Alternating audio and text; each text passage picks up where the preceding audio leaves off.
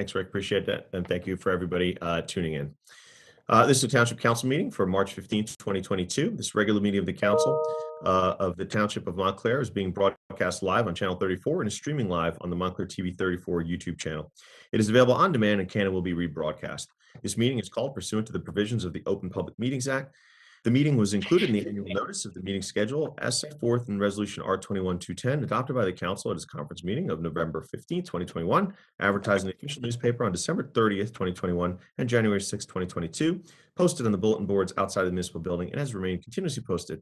In addition, a copy of the annual notice has been available to the public and is on file in the office of the Township Clerk. Please join me in the Pledge of Allegiance. Pledge allegiance to the flag of the United States of America and to the republic for which it stands, one nation, under God, indivisible, Visible, and justice for all. Justice for all. All right, thank you. Madam Clerk? Counselor Cummings, Present. Deputy Mayor Herlock, Present. Counselor Price Abrams, Present. Counselor Russo, Present. Counselor Schlager, Here. Counselor Yacobelis, Present. Mayor Spiller. Present. Thank you. We've got we'll move the agenda with flexibility. Next is the approval of the minutes. They have been presented to the council, the minutes of September 29th, 2021 and October 12th, 2021. Are there any corrections or additions?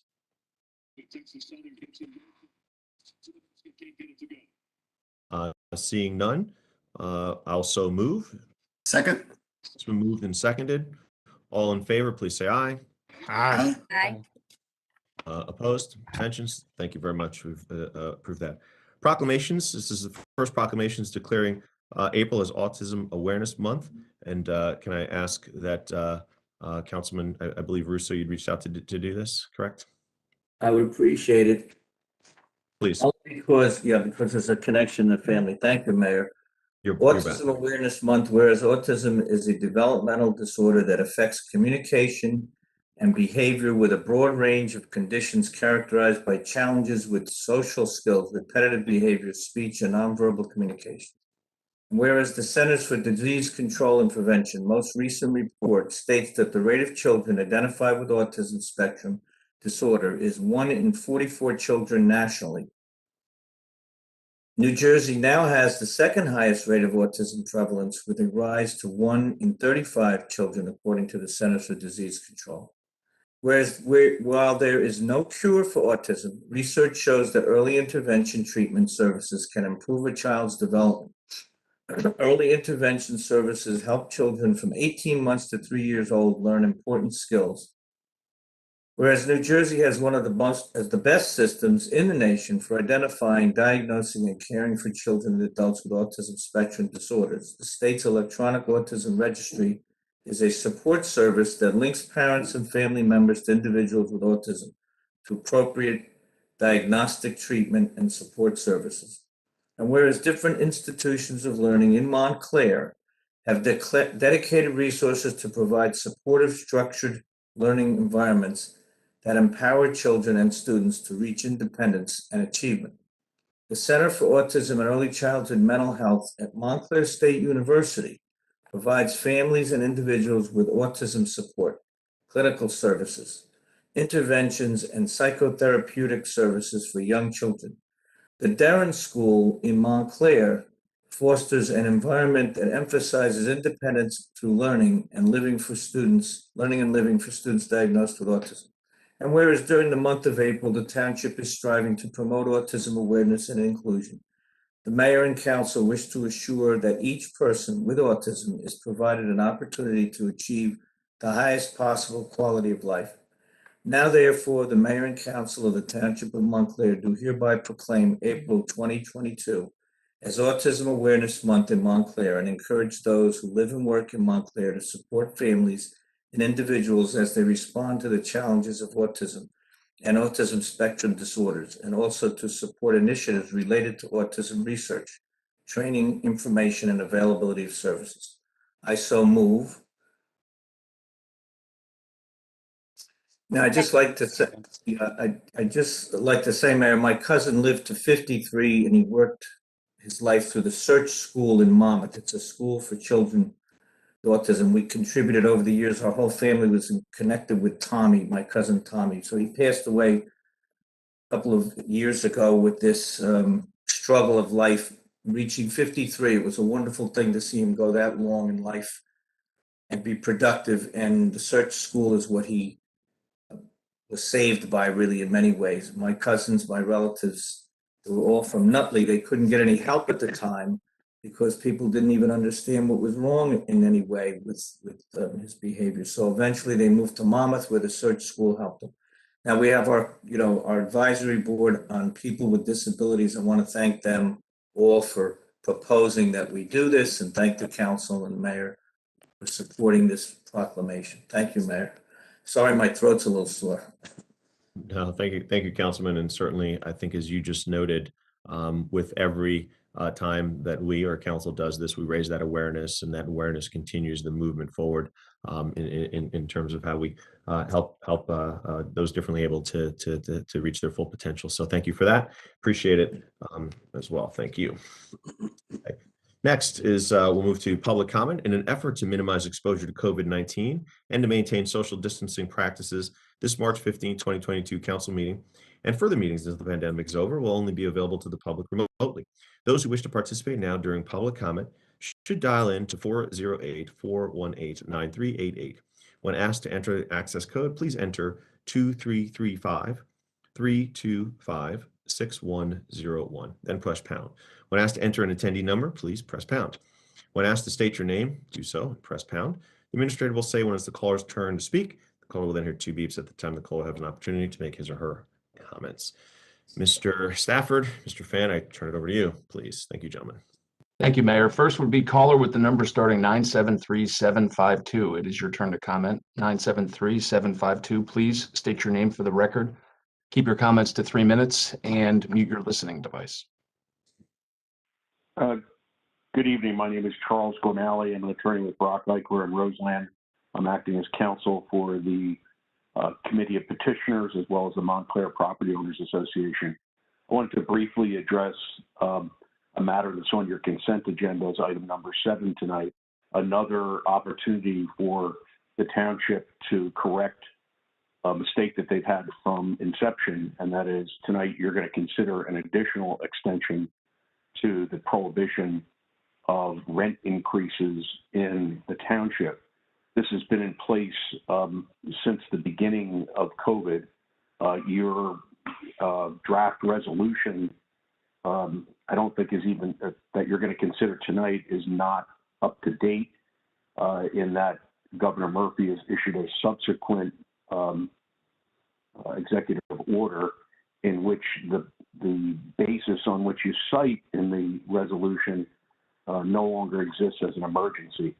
And I don't mean to say that is a rationale for that any of Governor Murphy's previous executive orders were an actual basis for not allowing regular rent increases or contractually agreed rent increases to take place in Montclair, because flatly it's not.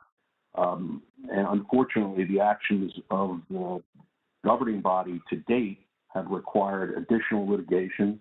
The matter is now pending in court, returnable at the end of the month. I think your counsel has to file a response in a week or so, where we filed a supplemental complaint driven directly at the damage that's caused to the rental housing community, both landlords and tenants alike, by continuing a rent increase prohibition. It's not supported under law. It's not supported in the Constitution. And ultimately, I really think that it's way overdue for the council to look at the issue objectively and realize that while in the heat of the pandemic, it may have been justified for some period of time, it certainly hasn't been justified for the extended period of time that's now an issue, and it's no longer justified under Governor Murphy's orders. Thank you.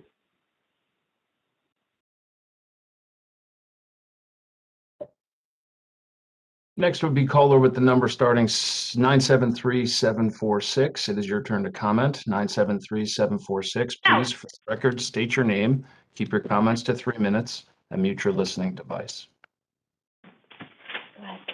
Hi, my name is Philip Bellman. I am in 5th grade at Bradford. I want to thank Mayor Spiller and the town council. I can't wait to see the Alexis Stallone sculptures in our skate park. They'll be fun to skate on. Skate lessons and Montclair programs would be so good for kids. Can learn at Montclair instead of having to drive all the way to Colgate. Thank you.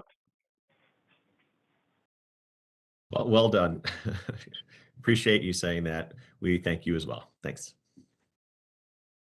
Next will be caller with the number starting 917392. It is your turn to comment. 917392. Please, for the record, state your name, keep your comments to 3 minutes, and mute your listening device. Hi, everyone. My name is Eileen Birmingham. I'm calling, I'm a resident of Montclair. I'm calling today just to give a few comments about the budget and the process of the budget. As somebody who does pay attention, I'm just really frustrated by what I see as a little bit of opacity in how this budget is created and a lack of transparency. Maplewood, a town nearby, has already had, I think they're going on their 3rd session of hours-long discussion of a town budget where they have department heads and, you know, really explaining why money is being spent, where it's going, what are justifications for increases. And I think it really helps residents of a town get a handle of why money is being spent. I understand the budget's being introduced today, and I'm not sure that any department heads are going to be speaking.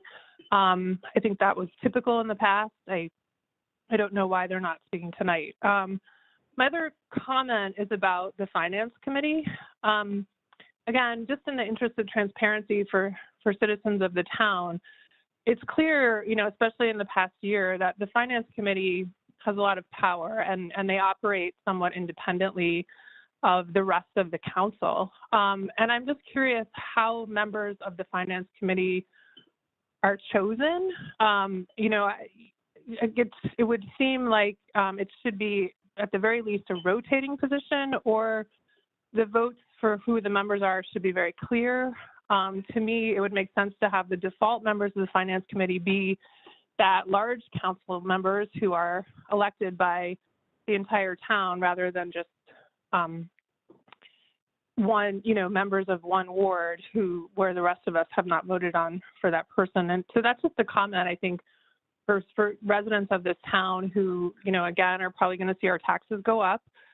We already pay more taxes than almost anybody else in New Jersey. And I just feel like we're not getting a lot of insight into where our money is going. You know, I see the library, there's been an increase in funding, which of course I support. I hope it can be fully funded. But again, this is just a general comment in the interest of improving transparency for residents of this town, for us to really get a handle on where our money is being spent and why. Thank you. Thanks for your time and thanks for your work. Hey, Mr. Mayor, I have a question that Ms. Birmingham can reply. So the comment about the Finance Committee, which I'm a part of as one of the ward counselors that is in there, does she want the same for the EDC and all the other committees? And that's my question for her, because if that's the case, then we'll just have at-large counselors and you, the mayor, on all of these committees. I mean, I'm sick of all these emails about the Finance Committee and phone calls and its structure and all of that, because really the work that we do and that we have done is not in the closet. And what we did this year, specifically allowing every member of this committee, of this council, to see the budget and look at it and present their thoughts on it. I don't know if that's a lack of transparency, but I know everyone on this council had an opportunity to see it. And so to misrepresent that, I think, is unfair. And I appreciate Ms. Birmingham's doggedness in how our budget is spent. I know she's very, very smart in that way and she participates, and I get that. But my question again is, if you're going to ask for the finance committee to include at-large counselors and the mayor, then every committee needs to be the same thing if this body chooses to go that way. Well, as much as I love giving up my time, I am not volunteering to serve on every committee. If that was the request there, duly note that. That said, and certainly to the specifics of the budget process, and thanks for calling your comments, Councilman. Certainly, as always, the budget is put forward by the township manager. Really, it's working through the department heads. They all come back to him with the different budget requests that they do. That process then allows for a vetting of that presentation to a finance committee. All colleagues, as was noted there, have an opportunity to view that piece, to comment, to all the different pieces there. Of course, we move forward with, there has to be a presentation of a budget. So here it is.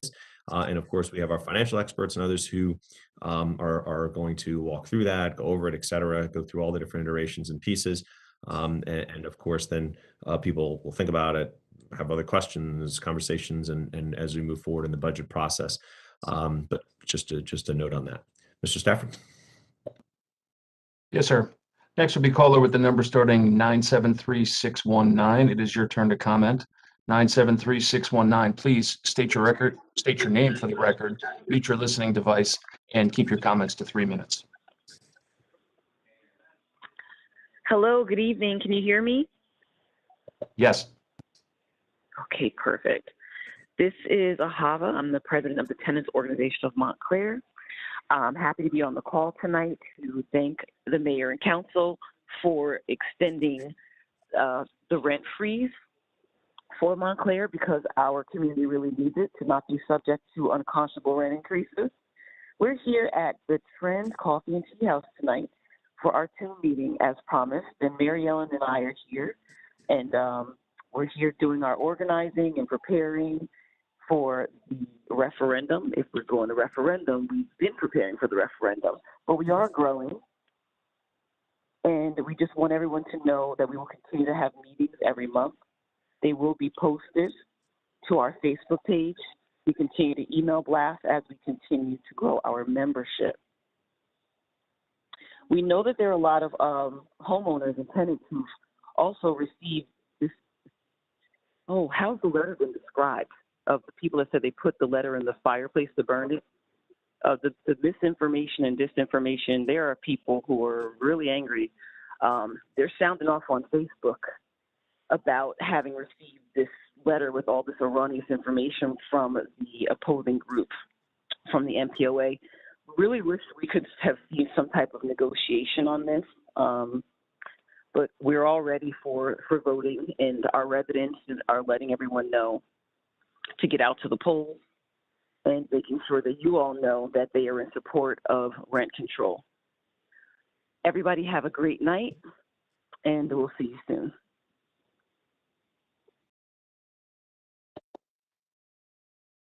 Next will be caller with the number starting 973220. It is your turn to comment. 973220. Please, for the record, state your name, keep your comments to 3 minutes, and mute your listening device.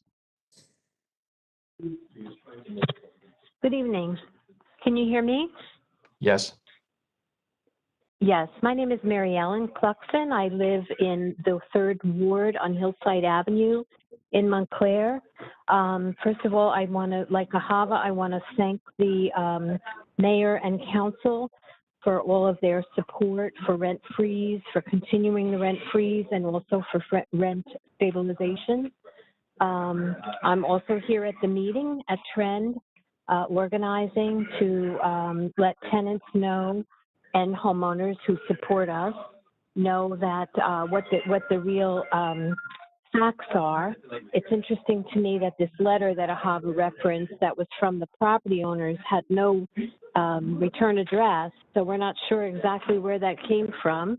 It was a plain envelope, but I already have talked to people who were upset about the misinformation in the letter. So we will continue to address that. I have written a letter before to the council, and I appreciate your responses. And I also had a letter published in the Montclair Local. So I just want to shout out of the tenants organization information. We are Montclair-wide. Our phone number is 973-936-8848. And our email is tenantsorganizationmontclair, all one, @gmail.com. That's tenantsorganizationmontclair@gmail.com. We're also on Facebook at Tomb Advocacy. And we will be continuing to organize our buildings, our complexes. We appreciate our homeowners' support. They understand the dynamics of rent control and how it does not do some of the things that the property managers are trying to scare people, saying it does do. So we will continue to put out that correct information. Thank you so much for your support. Good evening. Next will be caller with the number starting 646-284. It is your turn to comment. 646-284. Please, for the record, state your name, keep your comments to 3 minutes, and mute your listening device. Thank you all for your time today. My name is Jason Tans, and I'm speaking to you as a 12-year resident of Montclair, a father of 2, and as a board member of the Public Library Foundation. I want to thank those of you who have worked so diligently to support the library and to prioritize its full funding in the 2022 budget. The library has been a focal point of our life in Montclair ever since we moved here. From author events to the kids' room, to quiet study areas, to the interlibrary loan program, we use the library on a weekly basis. It's where we introduce ourselves to new ideas, get work done, meet friends, or for my 5-year-old daughter, just stare at the fish tank. But as anyone who's used the library knows, it's not just us. The library is an essential resource for the entire Montclair community. The library provides digital access, museum passes, lifelong education, workforce development, and healthcare information and resources. It's also one of the few places where the entire community can gather. It is truly for everyone, and it brings Montclair together. Now, for the past 2 years, we haven't been to the library as regularly. First, of course, COVID kept us away. But even when we were ready to go back, funding cuts led to shorter hours, especially on the evenings and weekends when many families are most available and eager to go. A town like Montclair deserves a first-rate library. Certainly the people of Montclair seem to agree. Last year, the foundation exceeded our fundraising goal by more than $50,000 from a broader base of supporters than ever before. We look forward to using those funds to support the library and meeting the needs of the community. Of course, the foundation cannot fund ongoing operational expenses. We cannot keep the doors open. Only the members of the town council can do that. And we are so grateful to those of you that have done so. We all understand that sacrifices need to be made in difficult times. But now that we're getting back to normal, we are excited to get the library on more secure financial footing. We are excited to keep the doors open, and my daughter, for one, is very excited to get back to that fish tank. Thank you all and have a good evening.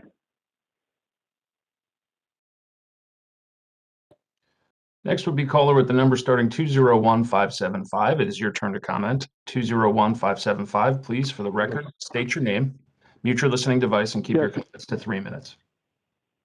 Yes, this is Mitch Kahn. I am Vice President of the New Jersey Tenants Organization.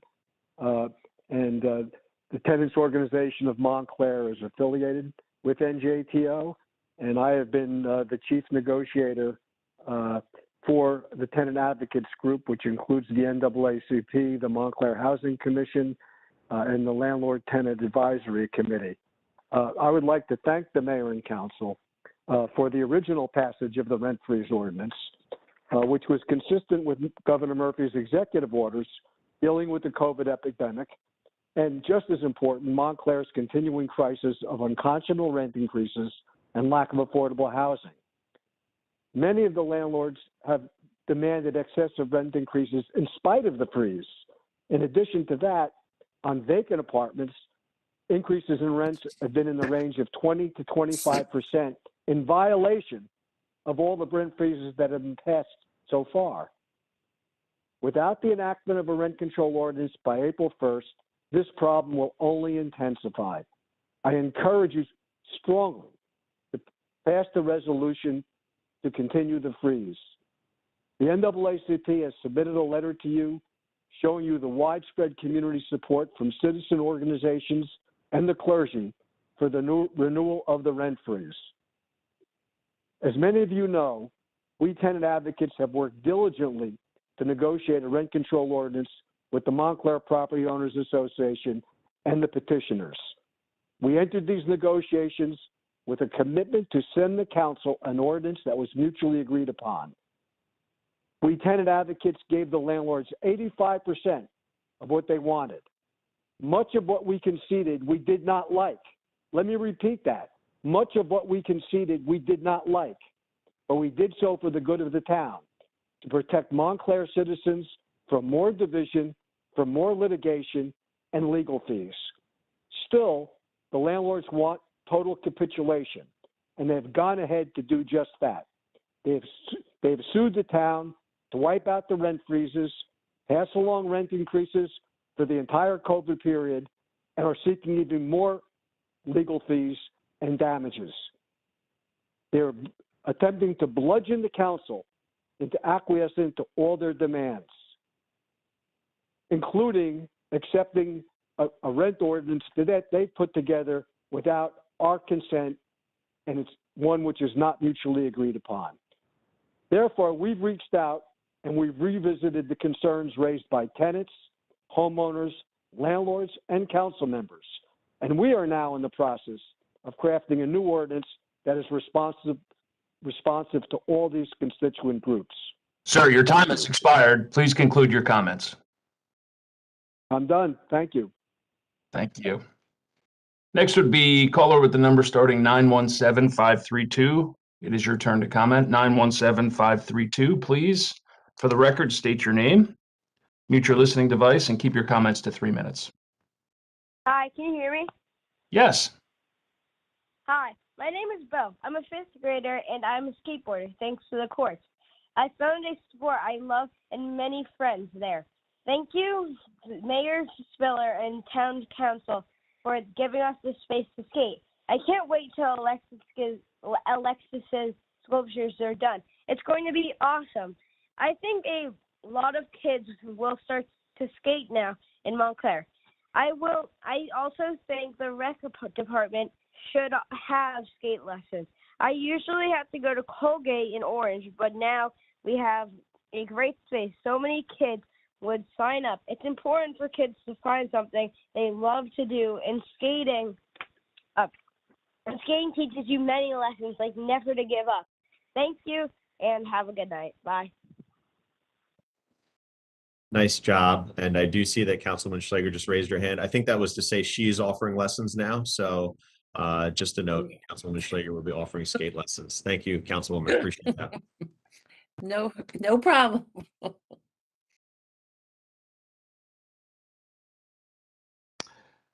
Next would be caller with the number starting 862-926. It is your turn to comment. 862-926, please. For the record, state your name, keep your comments to 3 minutes, and mute your listening device. My name is Edward Robin. I'm with the Montclair Library Friends Steering Committee, and I'm speaking tonight with respect to the budget, proposed budget for the Montclair Public Library for 2022 year. And I'd like to thank the mayor and the council for their efforts in increasing the discretionary budget for the Montclair Public Library. It represents a major step forward in restoring the library's services that are both needed and desired by our community. I'll have more detailed comments when the proposed budget details are set forth at the next hearing. Thank you very much. Next will be caller with the number starting 973-768. It is your turn to comment.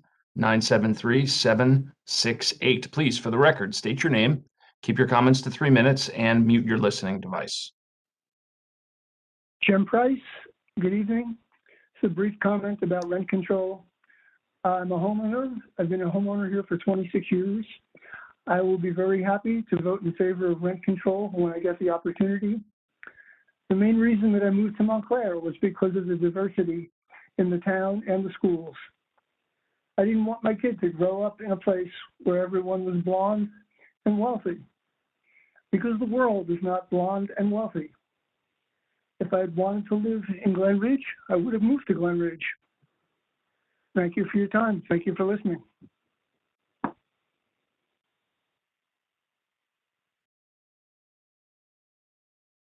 Next would be caller with the number starting 917-545. It is your turn to comment. 917-545, please, for the record, state your name, mute your listening device, and keep your comments to 3 minutes.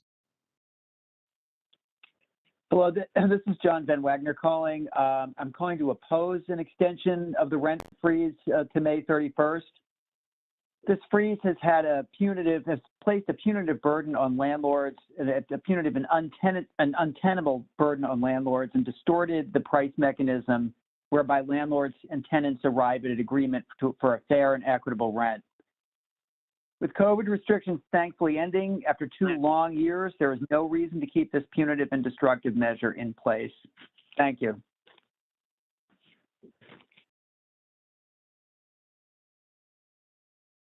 Next would be caller with the number starting 973-747. It is your turn to comment. 973-747. Please, for the record, state your name, mute your listening device, and keep your comments to 3 minutes. Yes, my name is William Scott. Can you hear me? Yes. Yes. Mayor Sean Spiller and Montclair Town Council members. The Montclair NAACP and the Montclair community of organizations listed below in our extension request that we have mailed to the members of the council as well as the local media, request that an extension be provided for the ordinance that's on the agenda for a rent freeze extension for 3 months until a rent control ordinance is adopted. Without this extension, there will be no protection for renters in Montclair to fend off the unprecedented number of unconscionable expected rent increases. We urge the town council to vote to extend the ordinance at least for the next 3 months. And also, just to rebut what the previous person who commented, I'm also a landlord in Montclair for 40 years and also a resident for 42 years. I have not lost any income in the last 2 years due to the rent freeze. I've been able to manage my property appropriately, maintain my property appropriately. So the consistent misinformation that's coming from the property owners should be really called out. We need to make sure that the people who are recovering from the pandemic have an opportunity to see some consistency in their rents from a stabilization standpoint moving forward.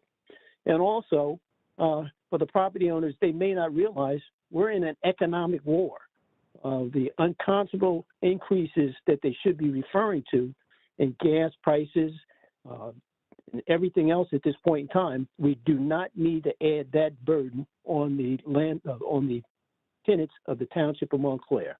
The list is very extensive of the supporters of the ordinance, tenants organization of Montclair, several members of clergy within the Township of Montclair, that being the Montclair Interfaith Clergy Association, the Montclair African American Clergy Association, the Montclair Homeowners Committee, the Montclair Senior Housing Group, and the Tenants Organization of Montclair, as well as the New Jersey Tenants Organization. We have a very strong coalition. We're prepared to come back and work out a reasonable ordinance for the residents and landlords of the Township of Montclair, but we need to get back to the table. But there's no reason why we should open the gates for any unnecessary rent increases until we have an ordinance for rent control passed in the Township of Montclair. Thank you. Next would be caller with the number starting 201906. It is your turn to comment. 201906. Yes. Please, for the record, state your name, mute your listening device, and keep your comments to 3 minutes. Yes, can you hear me? Yes. My name is Ilmar Vanderer, 127 Edgemont Road. I am speaking tonight as a 50-year resident of Montclair, an advocate of peace and nonviolence, and a participant in Montclair's sister city programs with Barnet, England, Graz, Austria, and Cherepovets, Russia. As a descendant of Estonian refugees who experienced circumstances nearly identical to the situation currently playing out in Ukraine, I feel the strongest sense of solidarity with the fight Ukrainians are being forced to wage against Russia's illegal, terroristic, and annihilating attack on their nation's sovereignty. In that spirit, I reached out last week to Councilors Bob Russo, Peter Jacobellis, and Bill Herlock, requesting that Montclair follow many other municipalities and states nationwide in temporarily suspending relations with Russian sister cities as symbolic condemnation and public repudiation of Putin's murderous, merciless assaults. In particular, I commend Councilors Russo and Jacobellis, who each have been personally involved in leading local humanitarian efforts to assist Ukraine. I also emphatically applaud the mayor's decisiveness in taking immediate action to propose suspending Montclair's sister city relations with Cherepovets in light of Russia's unprovoked attacks against Ukraine. And tonight, I'm appealing to everyone on the council to support this motion. It must be acknowledged that sister city programs are worthy and worthwhile efforts to build international bridges. But if ever there was a legitimate, justifiable, and purposeful reason for suspending this relationship, then this most certainly is it.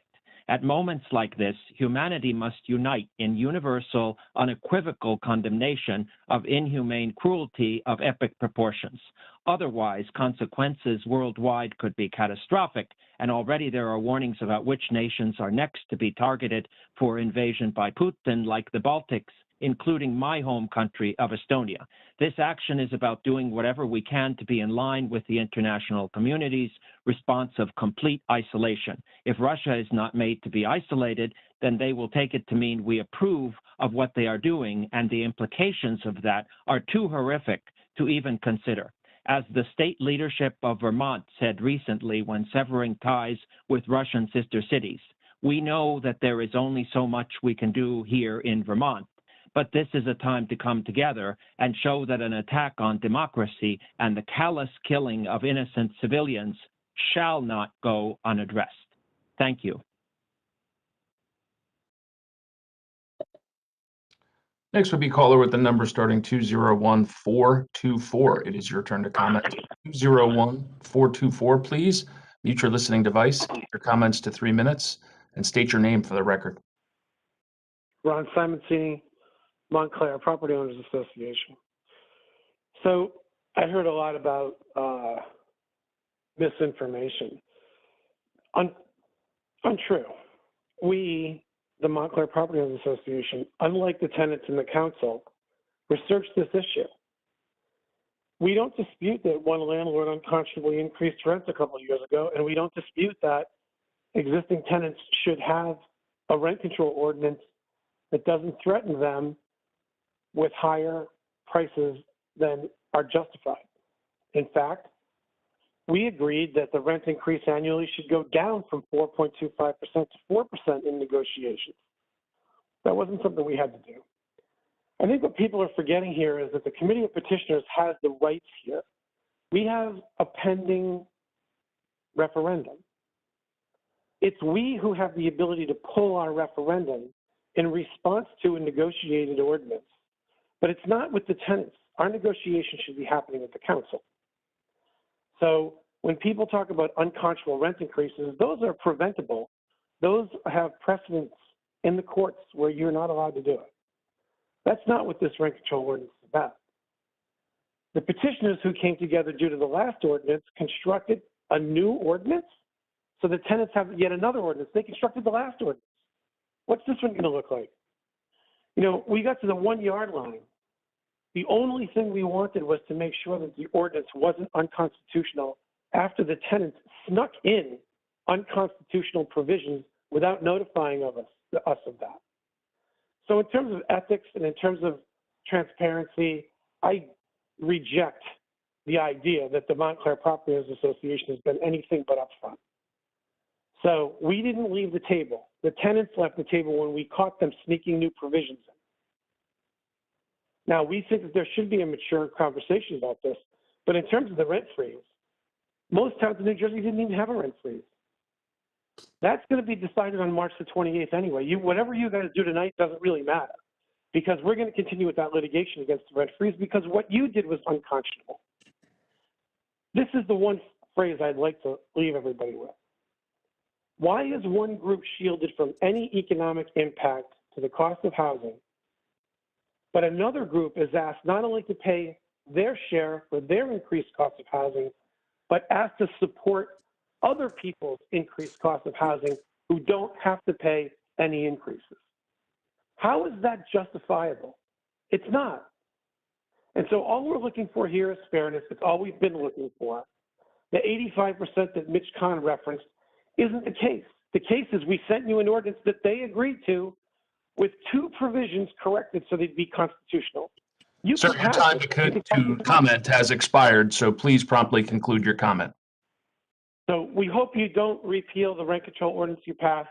We think there's a better rent control ordinance to pass. We'll see you in court on the 28th, and good luck to everyone.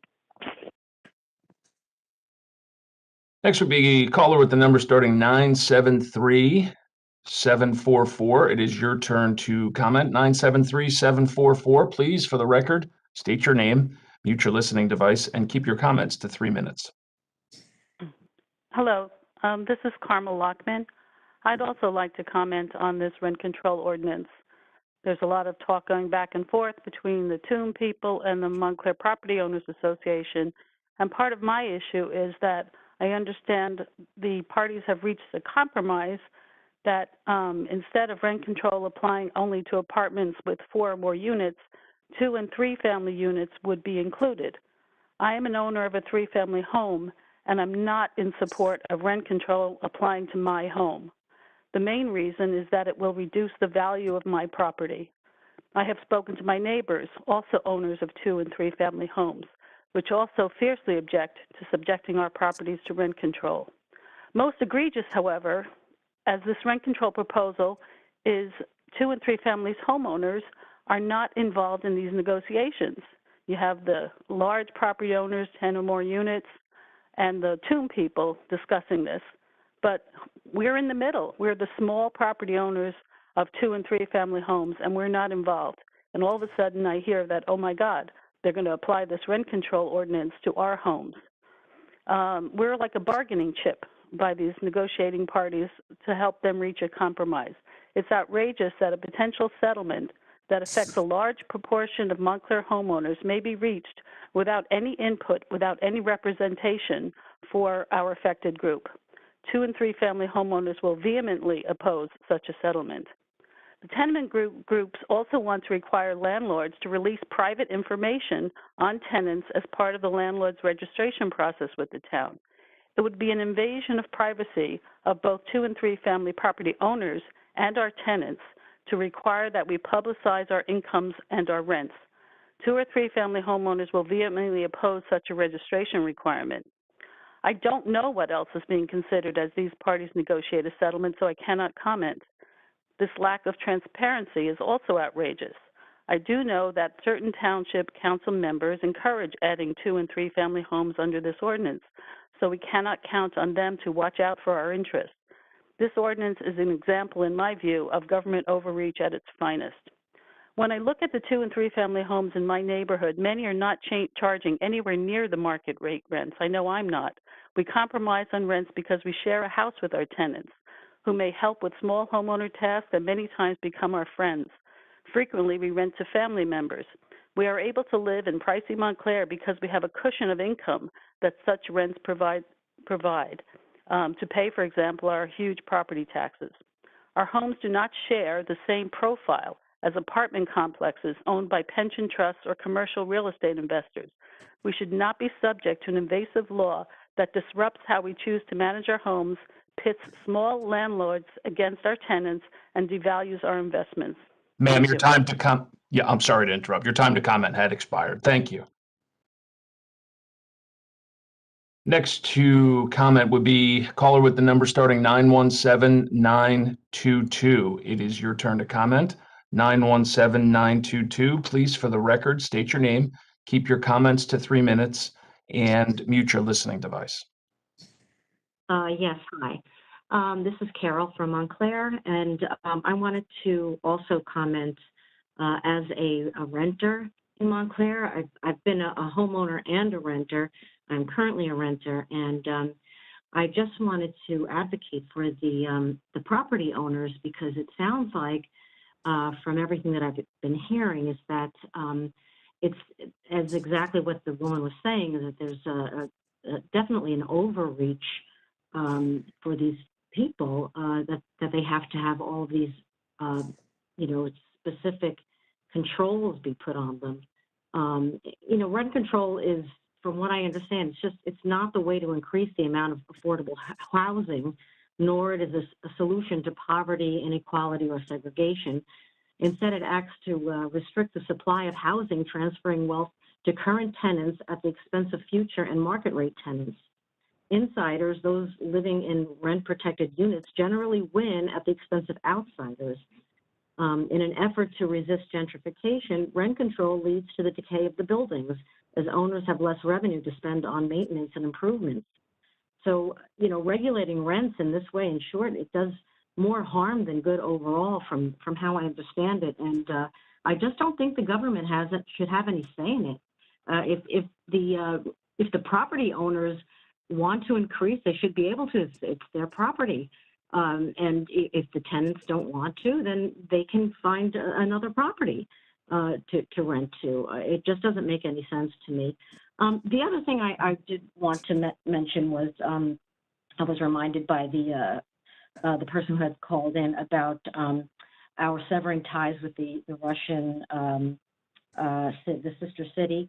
I know that there was a post in Secret Montclair about that, and there were a lot of people who thought that this was a ridiculous thing to do, that it's really just kind of virtue signaling, and that it's like, what's the point of this? It's not going to help anything. It's the Russian people are hurting enough, and the actions only continue to punish the people and not the man responsible. It's a way to score political points that make, armchair activists feel satisfied that they took action. I'm not sure why we would even be involved in national or international politics in Montclair. I think it's just silly, and that's all I wanted to say. Thank you very much. Mr. Mayor? Yes, Councilman Russo. Yeah, I just have to respond. I've heard from Carol many times. I invite you to call me, Carol, and talk to me. Why would you be defending Russia? Why would you be saying that we're transferring wealth to the tenants? These comments are so out of Montclair's history and tradition. Now, I teach history, political science, and government. If Teddy Roosevelt was around now, he would be saying we need to put restrictions on landlords from raising rents. It was referred a few minutes ago to there's one landlord was unconscionable. There's dozens, there's hundreds of instances of this. Government has to intervene for the average person. Teddy Roosevelt, the Republican progressive president in 1900, and then in 1912 advocated controls by government on businesses that were abusing women and children in factories, that were abusing the meat industry. People were getting sick. It was all exposed 120 years ago, and he took action. That's why he's one of my heroes as president. Teddy Roosevelt. He would say, let's do something to help people. This rent control issue is not to transfer wealth. You heard Mr. Scott say he didn't lose much. We've tried to be fair. We're trying to get things resolved, but we need people who want to do something that's fair to tenants. I used to deal with consumer complaints. Automobiles were very poorly made 30 or 40 years ago. Governor Tom Kean and Millicent Fenwick, Republican state officials, advocated a lemon law be passed. Consumer Affairs got the lemon law, and I ran it under Republican and Democratic governors and attorney general. And that's a law that gets you a car or a replacement vehicle or a refund after 2 or 3 repair attempts that didn't work. It's a terrific law. It's all over the country. Every state has one. Some have very weak ones. California, New Jersey are the best. That's government interference. Along the lines of what you're saying, we're just interfering with rent and landlords and tenants. We're not interfering. We've had been asked for years to do something about this, and we finally got it done a couple of years ago through a lot of work on the council and compromise. And my colleagues, Mayor Spiller, Deputy Mayor Herlock, Councilor Schlager, and Councilwoman Baskerville at the time, got together and came up with something that we thought was the best we could do. We compromised and we worked, and we'd love to improve it. We'd love to have a new ordinance that maybe is better, and I wish they would just negotiate and get this done. But, you know, we're not interfering, Carol. We're doing what Teddy Roosevelt would have done. Thank you, Mayor. Thank you, sir. Mayor, there appear to be no more callers in the queue. Okay, thank you very much, Mr. Stafford. And I will just note on that, just for accuracy's sake, the rent control ordinance that we've got at this point does not include the 2 and 3 family homes, but so that was noted. So I just want that to be clear. That's out there for the record.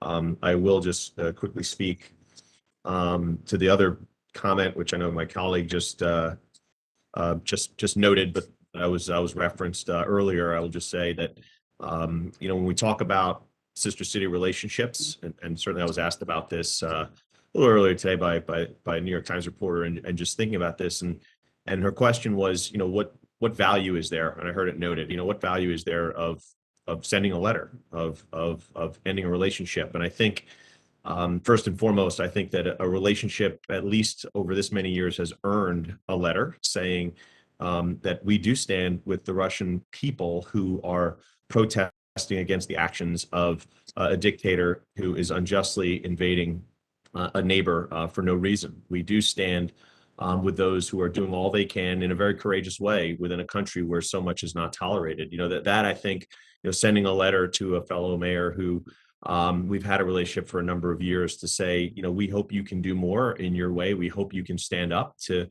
that unjust actor. We hope you can, you know, do all you can. I think that's earned. But her follow-up question is, you know, where do you think that relationship ends? And I think that, you know, for me, and I get, you know, again, the last caller, what does it matter? But, you know, I think on some level, when you see pregnant women and children being killed, you know, bombed, blown up, shot, when you see families being destroyed, their livelihoods, their home, when you see cities being leveled, when you see so much suffering, at some level, you have to say, you know what, yes, it's symbolic, but it's symbolic not just for Russia, it's symbolic for the Ukraine, for the world, to see that we're standing with them. And I think that's why it's important. There's always a time to talk. There's always a place to talk, but it doesn't always have to be always the time, you know, in terms of when you're seeing children being killed and others being killed, to maintain a sister city relationship, right? So I think in that dynamic, you know, that's where we find ourselves. But I think actions do matter, and you know, I think the actions that we take will send a message to someone, and I think that is important at this time. But I wanted to address that. That was your specific question. Why does it matter? I think it matters. Moving on, with that, I close public comment. Next, we have a number of new ordinances. First is Ordinance O-22-02.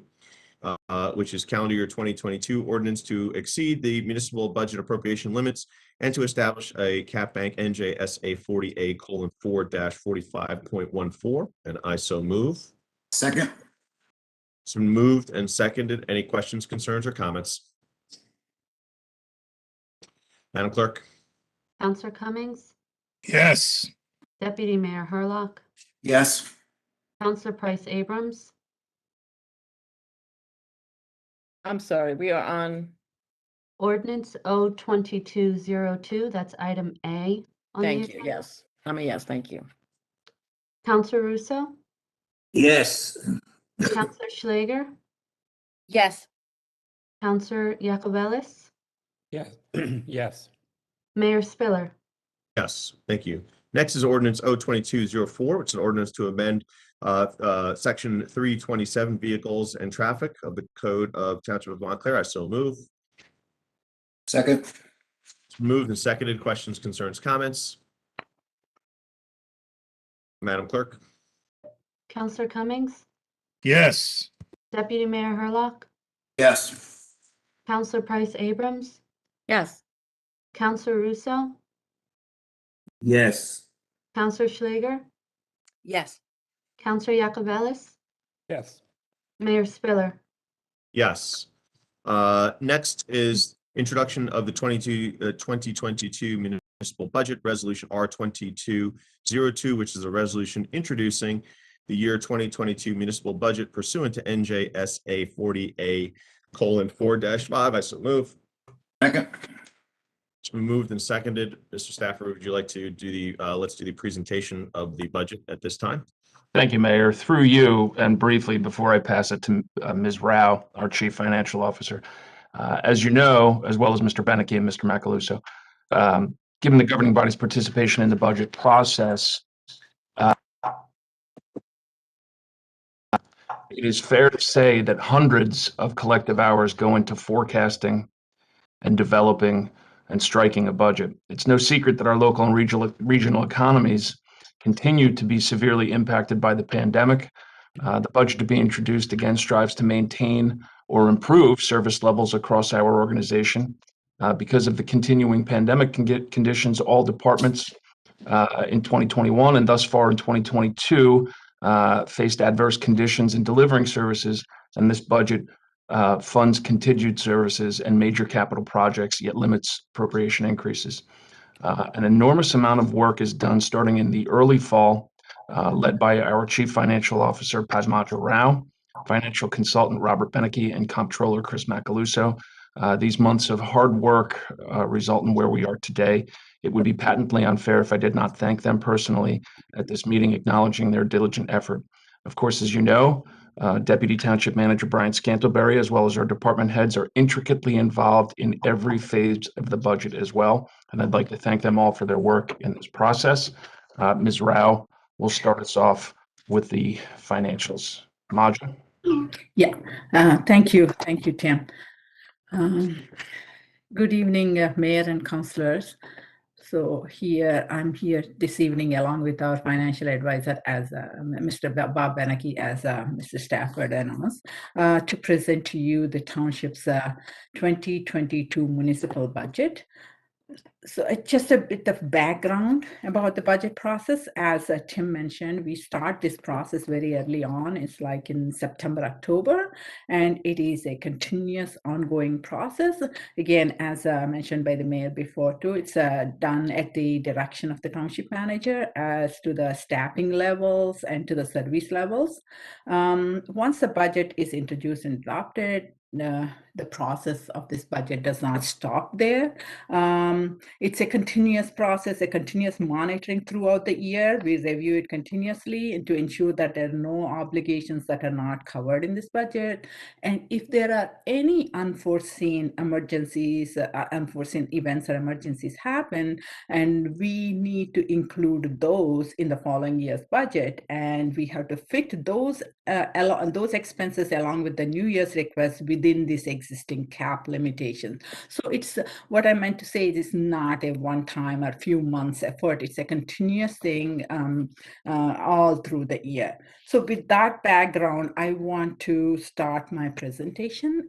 Tim, I can share my screen, correct? Yes, ma'am, you should be able to.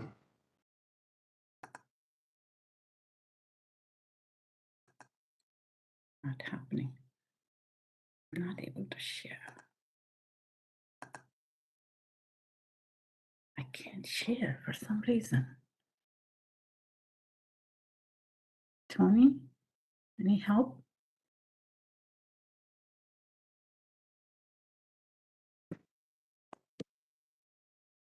Hold on one sec. We're looking into it.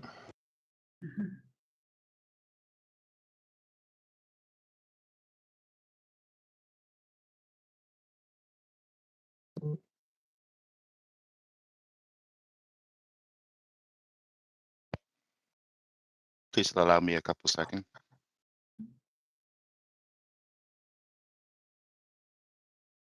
Okay, I think I can.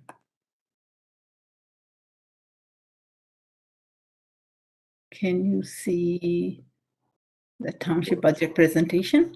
We can see it. Okay. So I want to start the presentation with a little backdrop of, wait. Yes. Is this moving? Tony, I can't go to the next screen.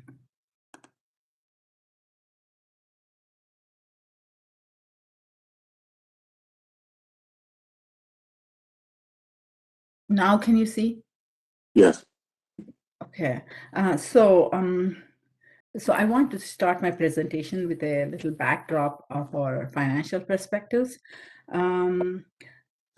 As per the U.S. Census Bureau, there are 38,556 municipalities, including townships, in this entire country. Of these, only 2%, that is 422 of them, are rated AAA by Standard & Poor's.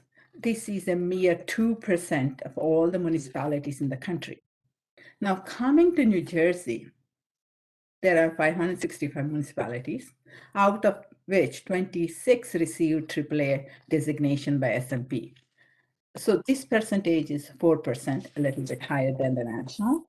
The reason I'm showing this is I'm particularly proud because we got the AAA rating reaffirmed while we are in the middle of the prolonged pandemic, which is not a small matter to get this AAA during this difficult circumstances.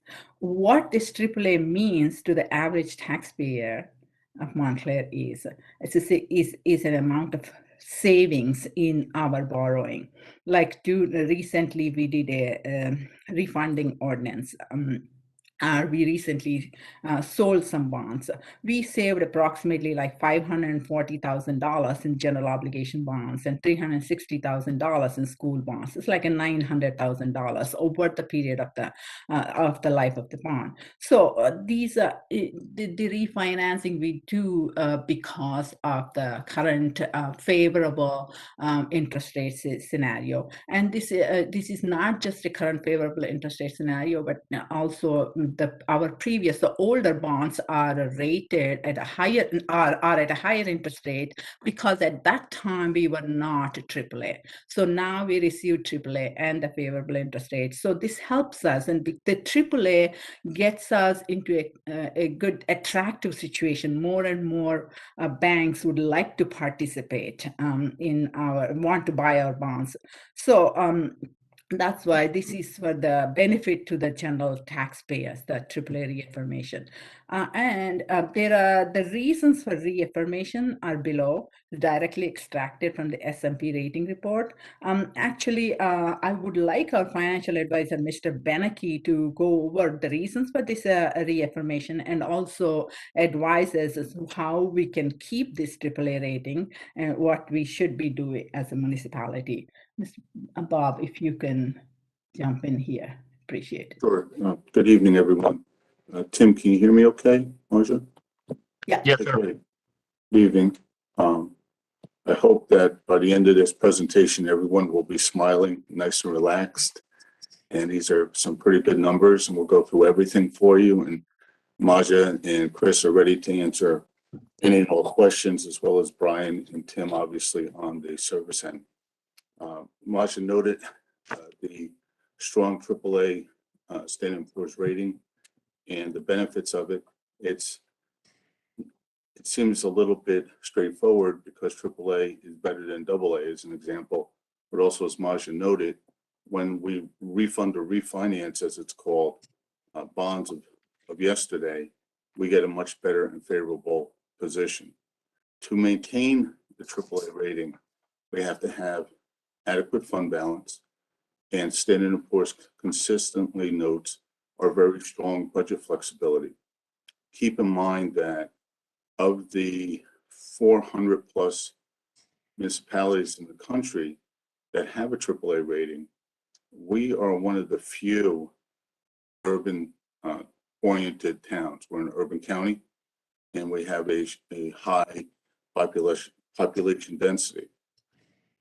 So we're by far the largest municipality in the state that has a AAA rating, one of the largest in the country, and more importantly, one of the most diverse, if not the most diverse, AAA rated municipality in the entire country.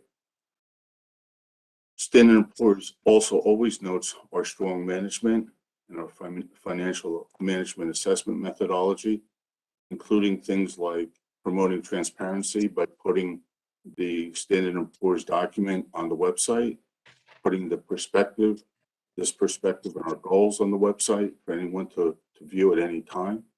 And also, we would be glad to answer any questions as we go through time.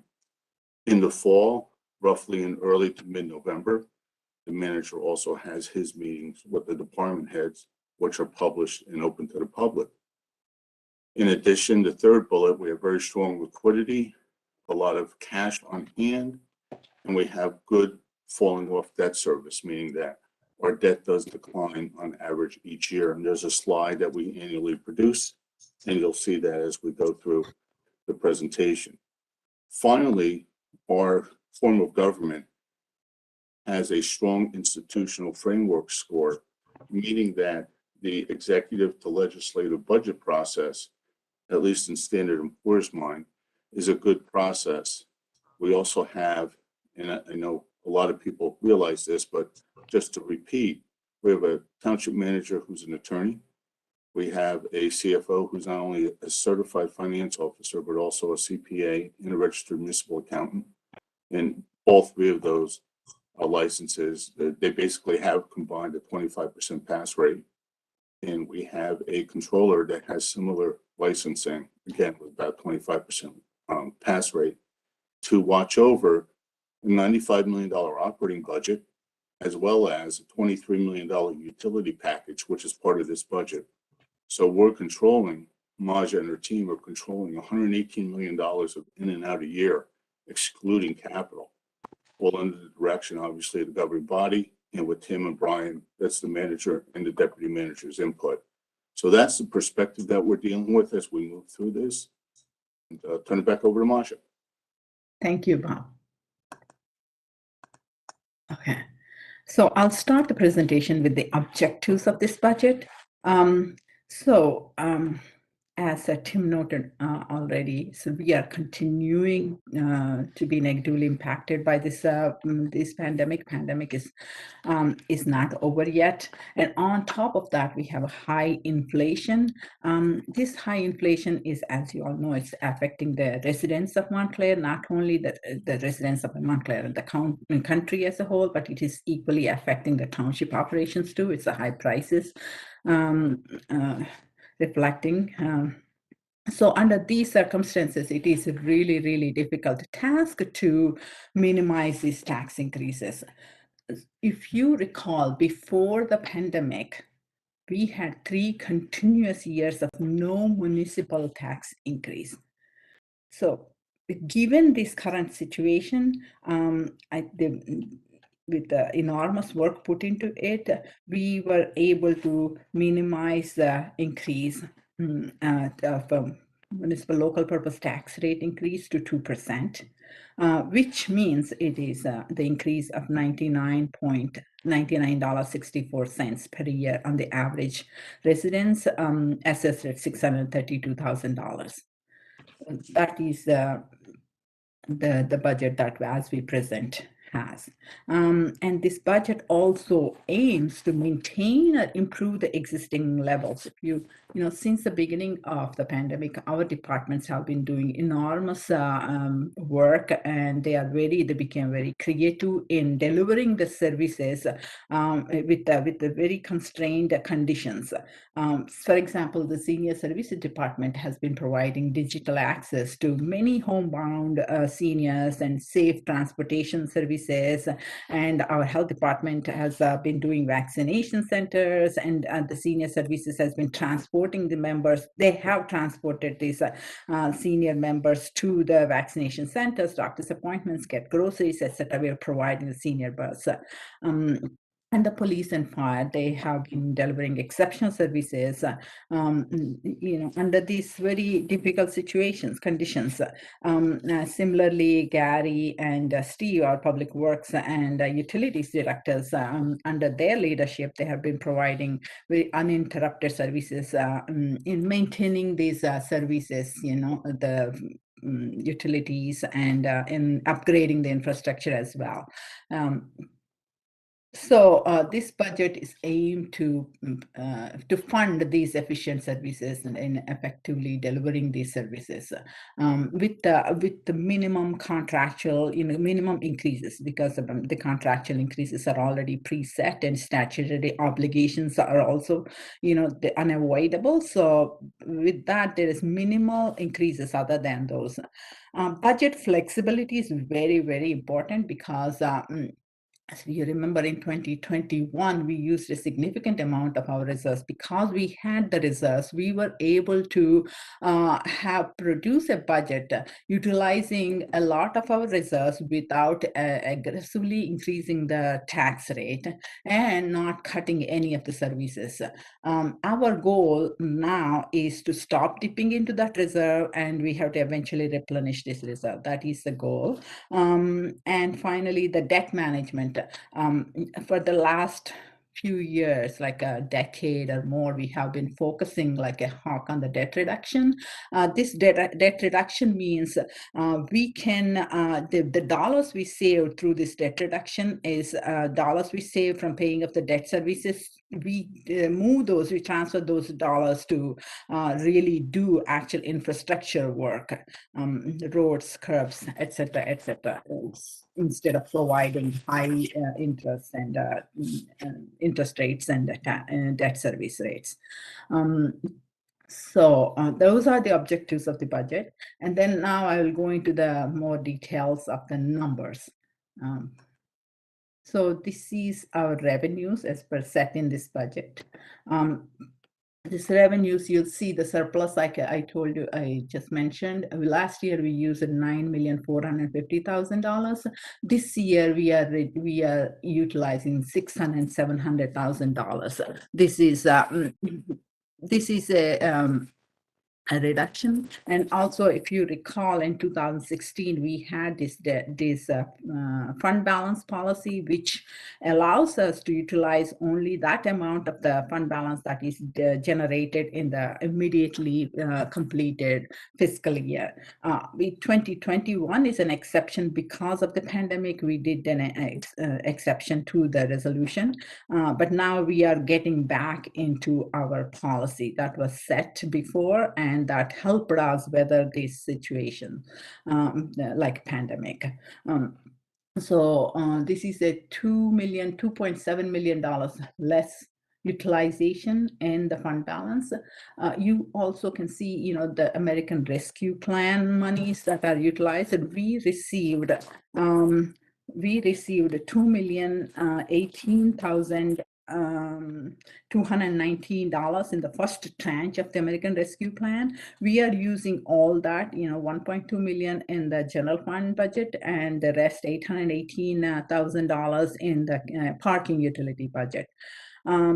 So these are the big items in here. So surplus, we are using $6.7 million, and ARP funds. Again, remember, this ARP funds are one-time kind of revenues. We have to be mindful that these are one-shot revenues, and we cannot rely on them year after year. And these are fees and permits and all that. These are non-tax revenues. These are starting to increase. However, many of these are nowhere near the pre-pandemic levels. You can see the municipal tax levy. Municipal tax levy is now standing at $58,014,756. This is a levy increase of 2.33%. A minimum statutory library levy is increasing by 6.98%, almost 7%.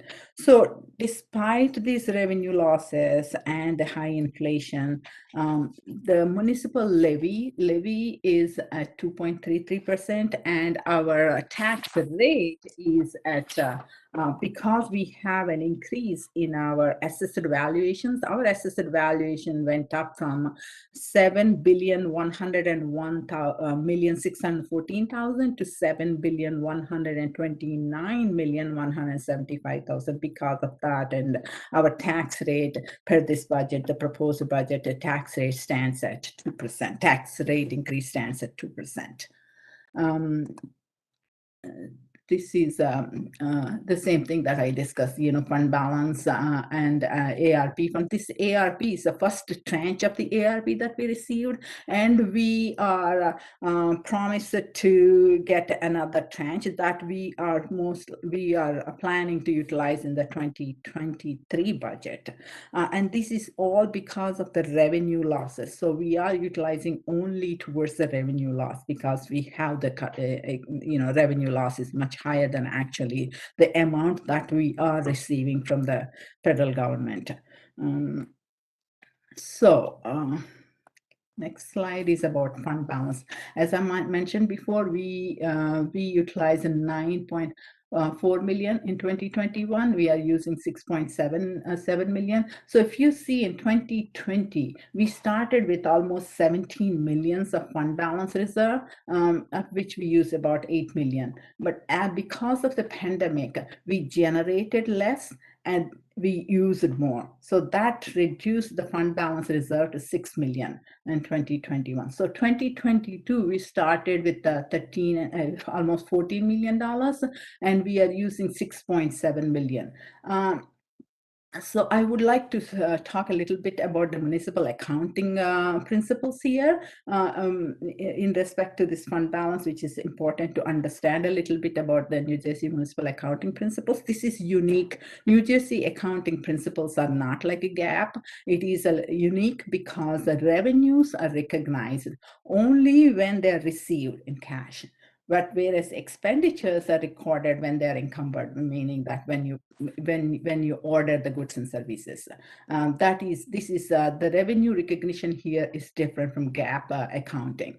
The budgeting laws also, New Jersey budgeting laws also very conservative.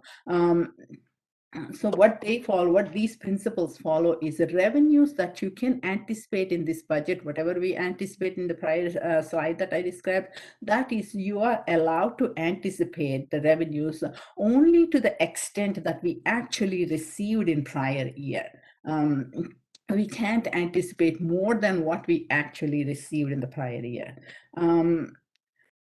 So to fill that, to balance that budget, we use the surplus, the fund balance that we have accumulated in prior years' budgets, prior years. So strong, the importance of strong fund balance, I cannot stress enough, because we have seen, you all have seen right in front of our eyes how the pandemic, 2020 pandemic, how we weathered because of our existing fund balance. Otherwise, we would have to cut services, cut people, and we didn't have to do these drastic measures because of our strong fund balance. And the credit rating agencies, that is the reason the credit rating agencies actually focus a lot on it. It's an important criteria for them to see where the township's fund balance position is. So we use the fund balance when we need it, but we cannot use too much fund balance. It's like a budget is a balancing act.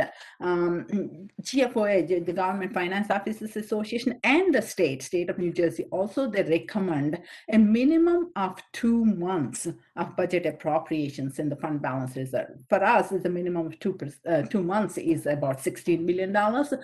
We are hoping and we are planning for the future with that idea of getting to that level. That is the minimum level. Actually, Mr. Beneke, Bob, I would like you to, discuss, because you are an authority on this, I would like you to discuss a little bit more about the fund balance, the importance of fund balance in this, not only this year's budget, and in the budget going forward. Okay, sure. The fund balance is created by a basket of accounts that are typically left over or unspent, or as Marcia noted, revenues that have to be recognized by a municipality under a non-GAAP basis, meaning that we can't count on certain revenues from year to year. So those, as they come in, get credited to fund balance.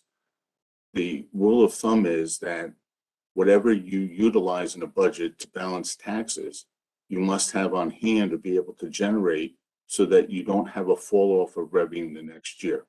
So for example, in 2021, we ended the year with an available balance of about 16 million. We used about 9.5 million. Therefore, we have about $6.5 million left. If we didn't generate a dime in surplus, we would have had to raise $3 million in new tax money or get money from somewhere else to cover that. That's 4 tax points. So we're very sensitive to the amount that we use of fund balance in the budget and what the remaining balance is to generate into next year so that we don't fall short. One of the downfalls in many towns, whether it's in New Jersey or California or Texas, doesn't matter where, is that you attach yourself to the fund balance. You use it in 1 year, and then the next year or 2 years later, you run out, and then you have to have a tax increase, or perhaps worse, a service reduction. So that's why we try to avoid that. We try to manage it as well as we manage debt. We have to manage fund balance. So that's the long and the short of it. We have to make sure that we have that fund balance year in and year out to stabilize taxes. Thank you, Bob.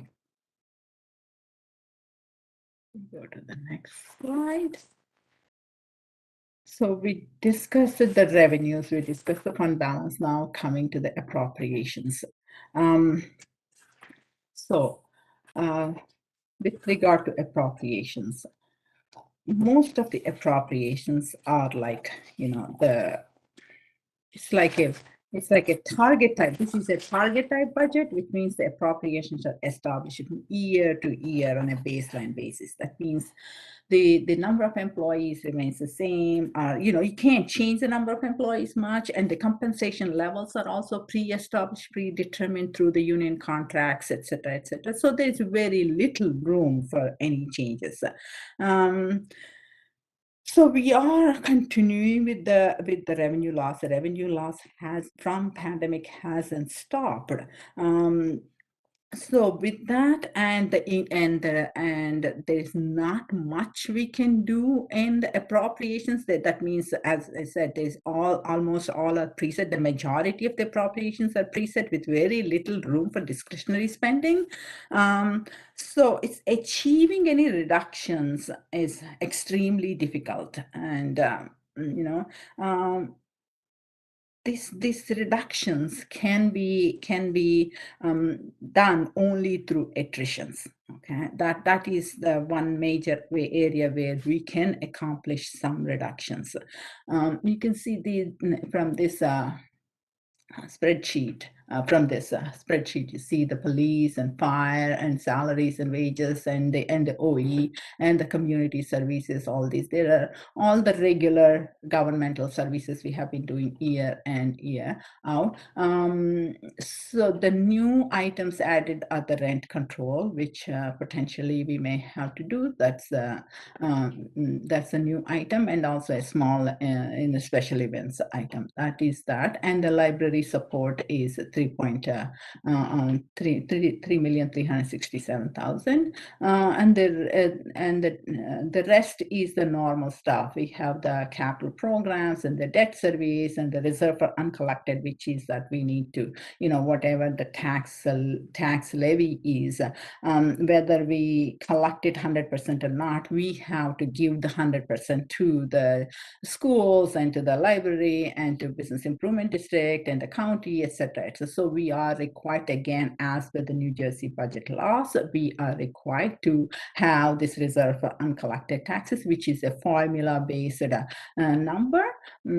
So in this budget, in these appropriations, the salary increases in the public safety is about 3.05%, and the civilian employee increases is 1.82 in total of all the public safety and the civilians. Okay, and so Marcia, you may just want to point out that the debt service includes the type 1 school district debt Yes. of approximately $8.2 million. Good point. Yes, the debt service includes the type 1 school district. Whatever we have on our books as of now, the type 1 school district debt, we continue to include it in this budget. We continue to pay for this debt service. This $19 million includes this school debt service as well. Excuse me, Marcia, but it's not just this budget. Isn't that debt carried for like 20 years? Yeah, until we pay it, until we continue completely pay this off, it continues in our budget. And any new debt is going to be the type 2 school district debt, but the existing one is our debt. The next slide is just in a description of the previous slide. Like I described, all these appropriations are almost all preset.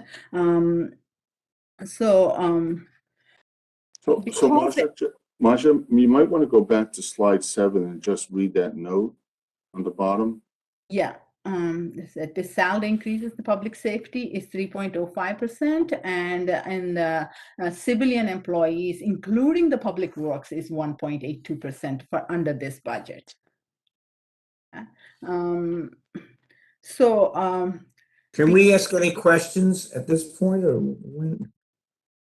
Sure, I have. Sure. I just want to ask something on public safety, the entire budget, right? It includes vacancies such as the deputy chief, doesn't it? No, the police department budget includes the chief, and I can tell you how many 111 officers. 111 full-time officers plus support staff. This 111 includes the chief, one chief and one deputy chief. One deputy chief, but I understood there were 2 deputy chiefs and one is vacant. It's been vacant for over a year. Is it still budgeted for? That's my question. No, it is not budgeted for in this budget, nor the last 2 years' budget. Now, Bob, you had answered me one time in a review of this that it's in there, we're just not filling it.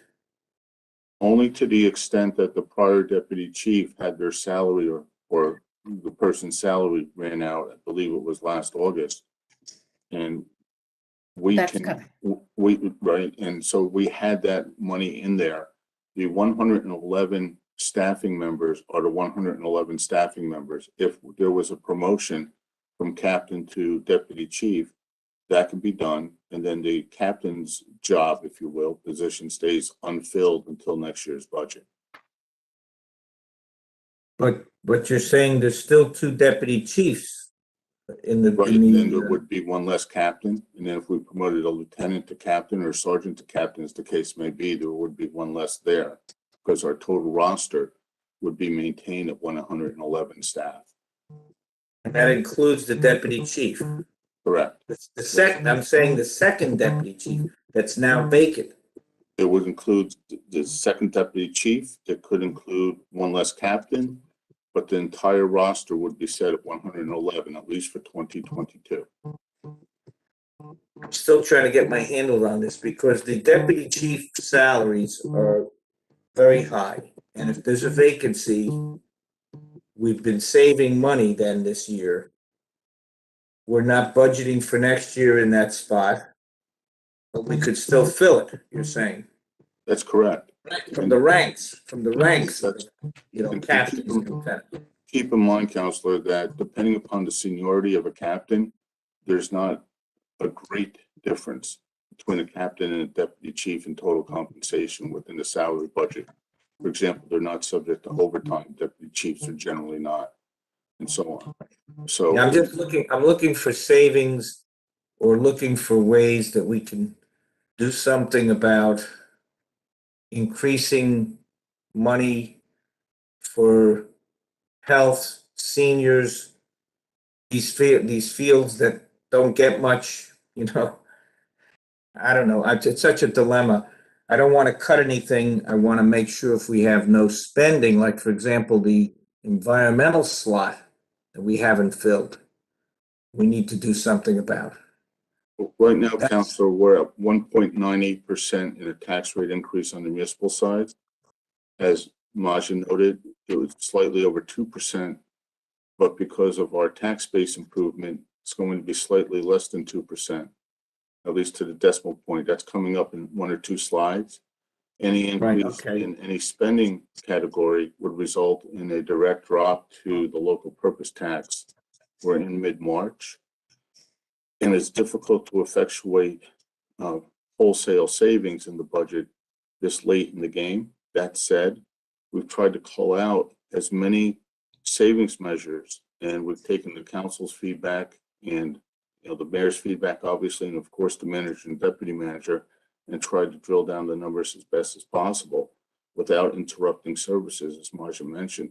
If you have any further ideas, and especially as we go into the middle of the year and come out to next year, great. But our police force is down to 111, and the fire force is down as well. Maja will get into that in a minute. All right, let me let you continue. We'll have to think about these ways to save or shift.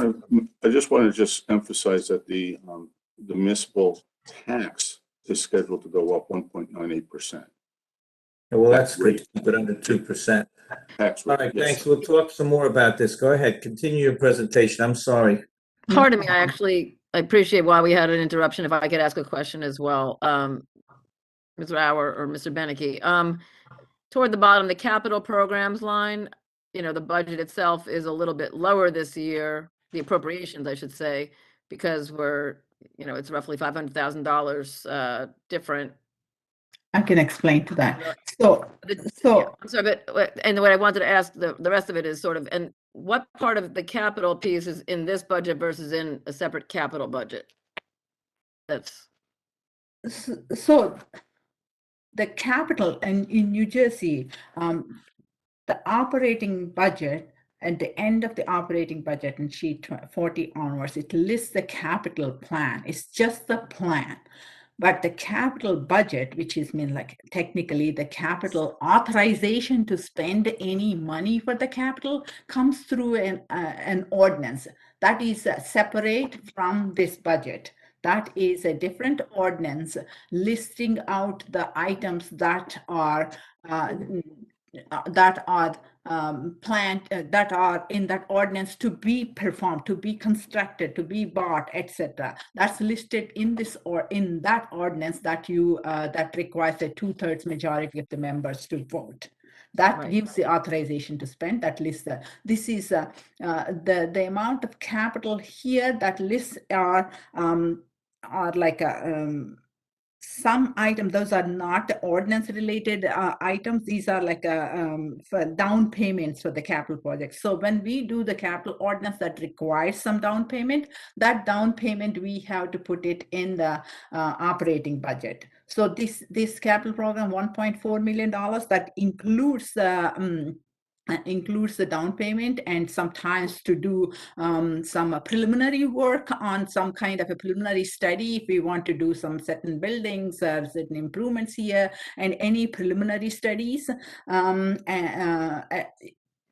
some vehicles, etc., that we don't want to borrow for smaller capital items, that we can use it in the operating budget under the cap section. These are the amounts that we have the authorization to spend, $1.4 million. Any additional, like the bigger projects, the roads, the fire trucks, the dump trucks and garbage trucks, the parks and all that comes, the authorization, the spend, those monies comes through the ordinance, separate and apart from this budget. Thank you. And as to why we had a more significant appropriation last year? If I may, last year, this $1.9 million included the PNC bank purchase that we outright purchased without going into debt. Thank you. Okay. You're welcome.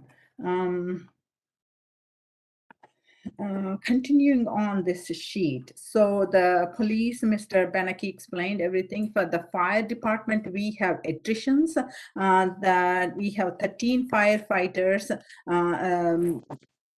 retired over the last year or a year and a half now. So this budget is funding only the existing amount, that is 76 firefighters. So the 13 members, we are not funding in this budget. That is one significant item. And another significant reduction here is the community services. This reduction is purely because of the snow removal funds. That is, thankfully this year and the last year, because of the snowstorms and all, we have sufficient funds in our reserves. So that is the reason we don't need to add to the reserves in 2022 through the 2022 budget. So that is one big reduction. Ms. Rao, can I ask a question? Sure. I'm sorry to interrupt. I can't see everyone's screens. Specifically on the fire piece, I know there's the reduction in headcount you just mentioned. So is the reason the number is higher in 2022 versus 2021 because of salary increases for existing staff, or have we added staff in code enforcement, for example? Code enforcement, we just added a few part-time inspectors. That is not a significant item, but the major increases is because of their salary increases. Okay, so we have a net reduction in staff, but we have a net increase in cost because of wage increases. Yes, you can see this. The increase is like little less than $200,000, whereas let's see. Okay, thank you. You're welcome. And moving on. Okay, I discussed most of it already in the previous slide when talking about the previous slide. So in addition to this attrition and aggressive financial refinancing measures, the other noteworthy item that helps us contain our increases are the grants. Our departments aggressively pursue grants to the capacity that they can deliver these services. Our health department, for example, they got $300,000 last year for the COVID response and $120,000 for this $120,000 has been coming for the last 2 years, more than 1 year. So it's to investigate the children's lead exposure. And we have, on top of that, we have the county grants, visiting nurses grants, MCAA grants, where the MCAA grant is to the local nonprofits that educate the people about alcoholism and all that. And we also get some private foundational partners from health. We get some grants, senior services department and the health. They really help so we, many of the services that are well needed in this community, these grants fund instead of the taxpayers directly funding these programs. The same thing with the police department, and sometimes the fire department gets some grants. The police department, they get the pedestrian safety grant and bicycle safety grant, and certain others, and Public Works get the bigger grants. They get NJDEP grant, CDBG grant, and we recently, a couple of years ago, got the Green Acres grant. The Green Acres grant work is about to start now. That is a $2 million grant. So our departments aggressively pursue these grants. And police recently got another grant. These help contain our levy increases, our tax increases. Okay, so that is a majority of the appropriations, the main highlights. So in addition to these general fund appropriations, like Mr. Beneke noted, we also have the water, sewer, and parking utility budgets. Those are $23 million budgets in addition to the general fund budget. That I have some slides about those. So the next slide is the tax rate. As you can see, the local purpose tax is $58,014,756 that we saw in the previous slides, in the revenue slide. That is a tax rate increase of 1.98% because our, this is there is an improvement in the net value taxable amount. Marsha, can you just repeat that for the record about the local purpose tax? Okay. And it going up, the tax rate increase, if you will. Right. So the local purpose tax levy is increasing by 2.33%, but because we have an increase in the assessed valuation of our property, the tax rate is increasing at 1.98%. So from $56,694,000, the levy is increasing to $58,014,756. So that is 1.98%, which on an average house of, this is our average assessed valuation of an average house is $632,000 this year. That means the average household, the municipal taxes are going to go up $99.64 per year this year for 2022 budget. And then we should just explain briefly the municipal library tax increase of just under 6%. Right, municipal library tax rate increase is by just under 6%. That's correct. This is 1/3 of the mill. This is the statutory one. There is nothing to do with the township appropriation. That is the tax slide, and then coming to utilities. So the water utility budget, like I said, this is a $9.6 million budget. The significant item in this budget is capital improvements. So $2.6 million. This budget is funding. This is a straight amount that is generated by the water rents, what the people pay for the water. This is directly, there's no debt involved. We are using $2.6 million to pay for and items like backup pump and Burnside Avenue cleanup and the water main replacements and distribution improvements and security upgrades. And many of these items have to deal with the Water Accountability Act in addition to the cleanup efforts and all that. Gary Absorni, our utilities director, is on top of these things. And recently we have done some inventory of the lead pipes, etc.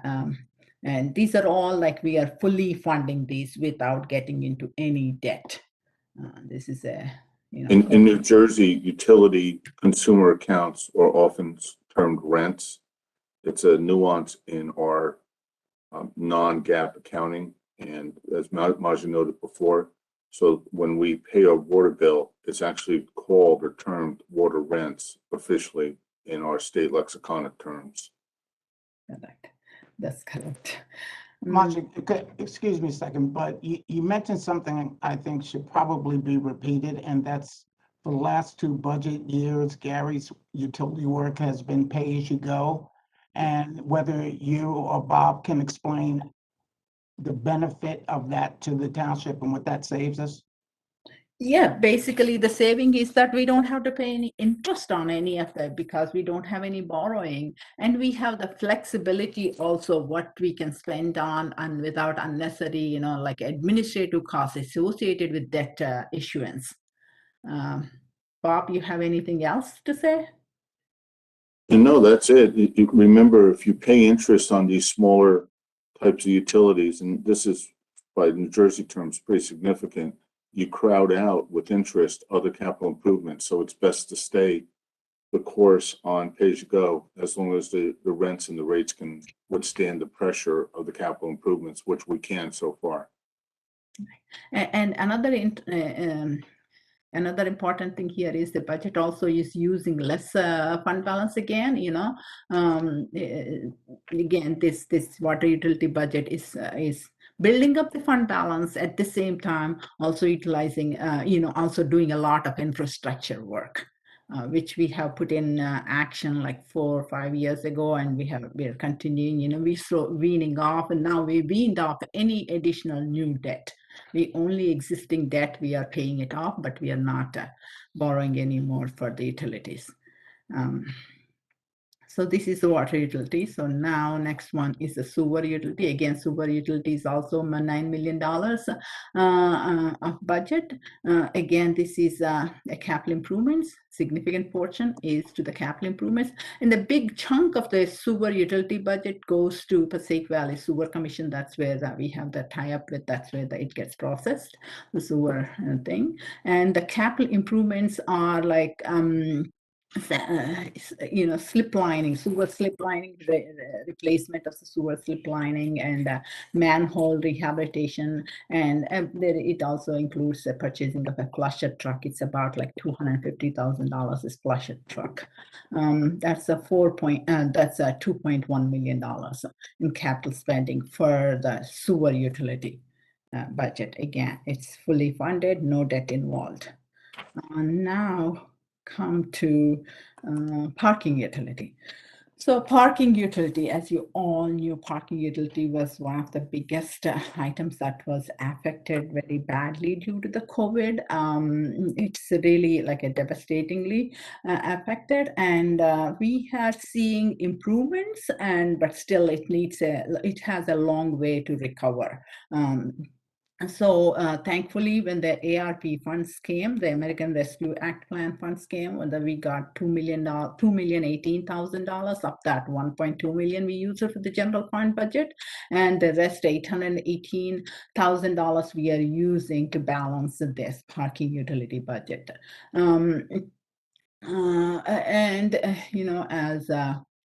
you can see, the revenue portion is improving slowly. So with the new Midtown deck coming, we are hoping it will improve further. And on the appropriation side, there's not much general. We are slowly replenishing, whatever work we stopped, we are starting to do it. As you have seen recently, we are replacing the meters, parking meters. We are buying parking, what are those called? Pay stations. And this capital improvement here, $760,000, that includes the meters and the pay stations. And now for the Midtown deck, we need to do some more additions before it becomes operational. We have to spend some money on it for the security and all that, upgrades and all that. And we are going to do some LED lighting and the camera and other security things in other decks as well. That is all $760,000. That is for the parking utility, and that is the utilities budget. And I only have 2 more slides. I know I'm boring most people by now. Apologies. And this is the debt one. This is in 2000, in the beginning of 2012, we had $223 million of debt. This has been a big success story for the municipality over the last, how many years now? 12 years? 12 years? 10 plus, yes. Yeah, 10 plus years. Yeah, 10 plus years.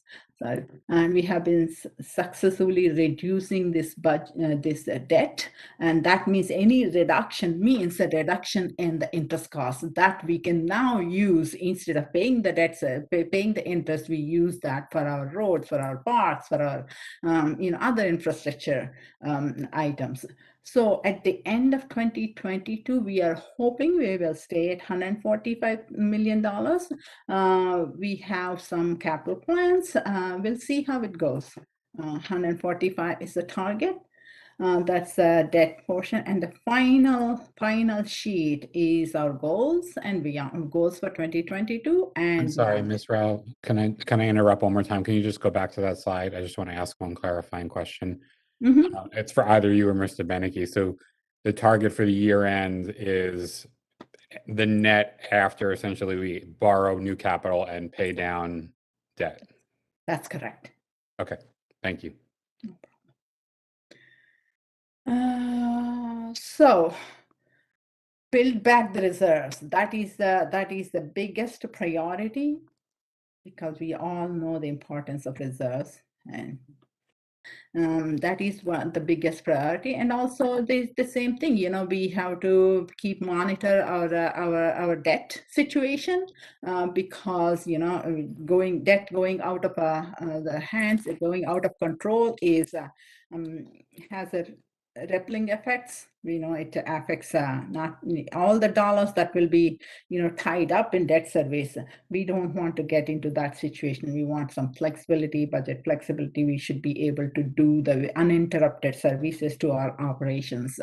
Then we want to do the infrastructure work, the facilities, buildings and all. We want to take on those, and to continue with the roads and parks and water, sewer, all these, and reduce the debt.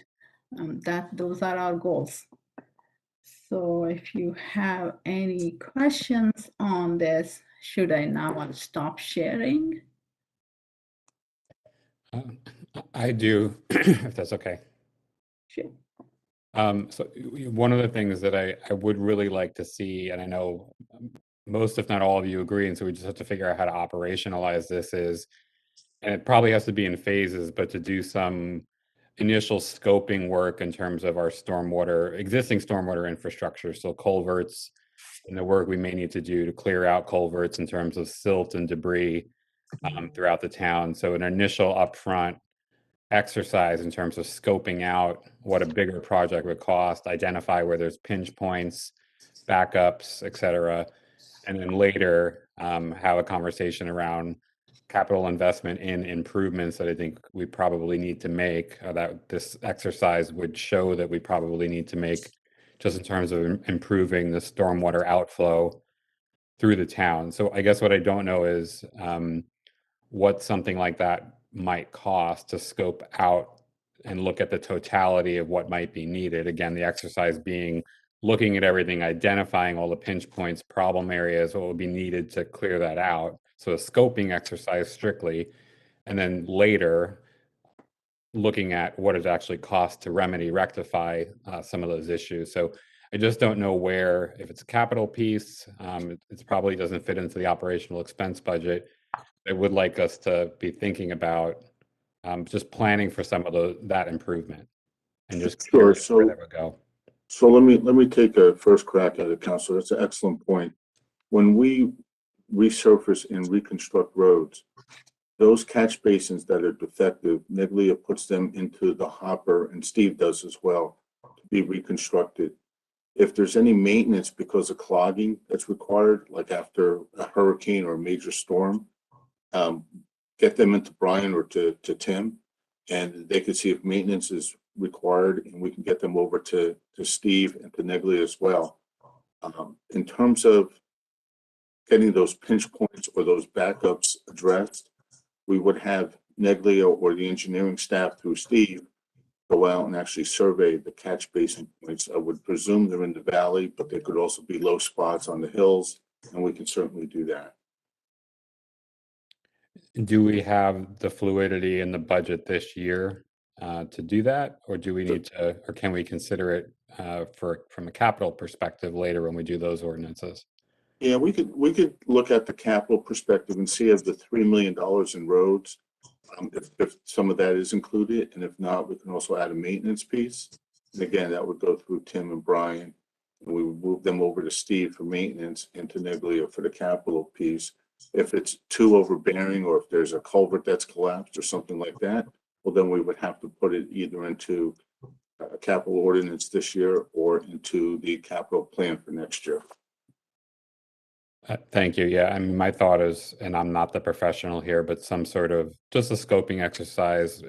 I've heard of other places using drones and flying the drones along the waterways. There's other things that you could send actually into the water to go through the system to look for blockages and whatnot. So I think that would be really important, but also pairing it with an educational campaign of some sort for property owners, because I just find, somebody who's a relatively new homeowner doesn't really come with the manual in terms of everything you're responsible for. So I think there are a lot of people in Montclair who own property that contain our waterways who don't necessarily know it's their responsibility to clean those waterways out, particularly after storms, and what that maintenance looks like. So I just think anything that we do in this regard should also be accompanied by an educational piece, so we're letting homeowners know and reminding them, frankly, what their responsibilities are too. So we're not just fixing public property, we're looking to get it all fixed. Right, that's a good point. The other issue is that drones are very good for streams and brooks and swales. They're not particularly good for the public infrastructure, which I mentioned, and that would have to be by camera by either Steve or Neglia. Those are more a concern to us, because if there is a blockage on one of those public infrastructures, they could impact the streams and it could impact the brooks and swales. Private property, especially the swales, and to a certain degree the streams and brooks as well, we would have to do an education piece, and we could work with Tim and the folks to put that together if that's causing concern. Thank you.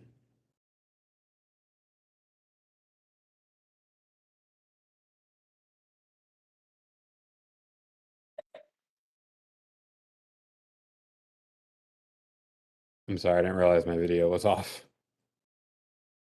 Now, Mayor and the manager, even though I've done this many times, what I'm not sure of again is we're going to vote on introducing the budget, right?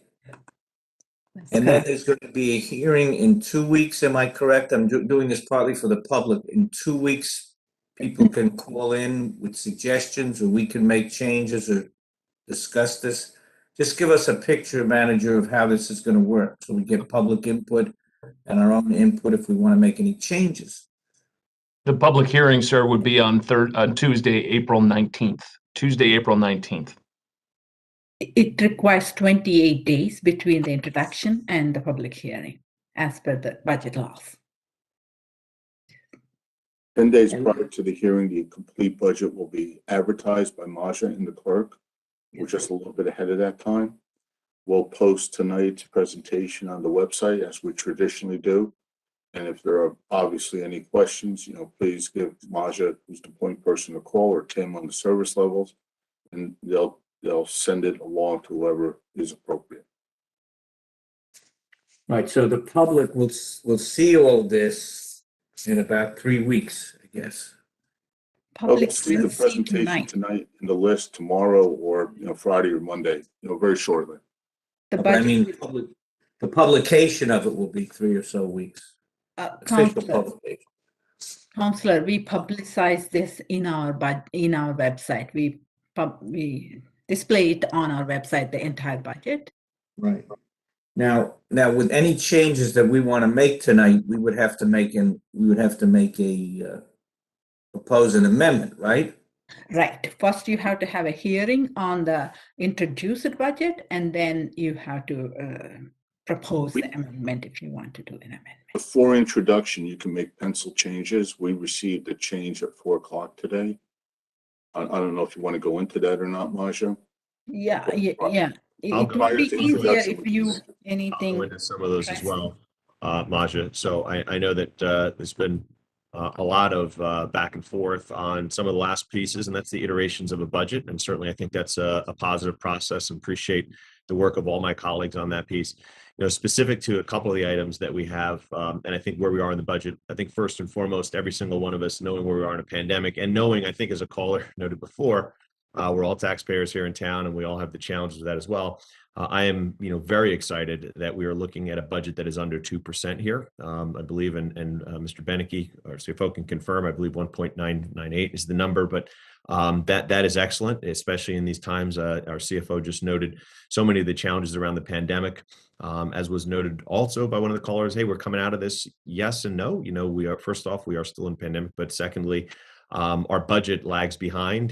People are not commuting into the city the way they did before. People are not getting various permits, et cetera. So we still face those challenges. We're mindful of that. We still have major expenses with trying to help our community members, trying to help residents, businesses, and all those dollars as well. With that, and certainly, I think one of the elephants in the room around this budget is library funding, and I want to just address that directly.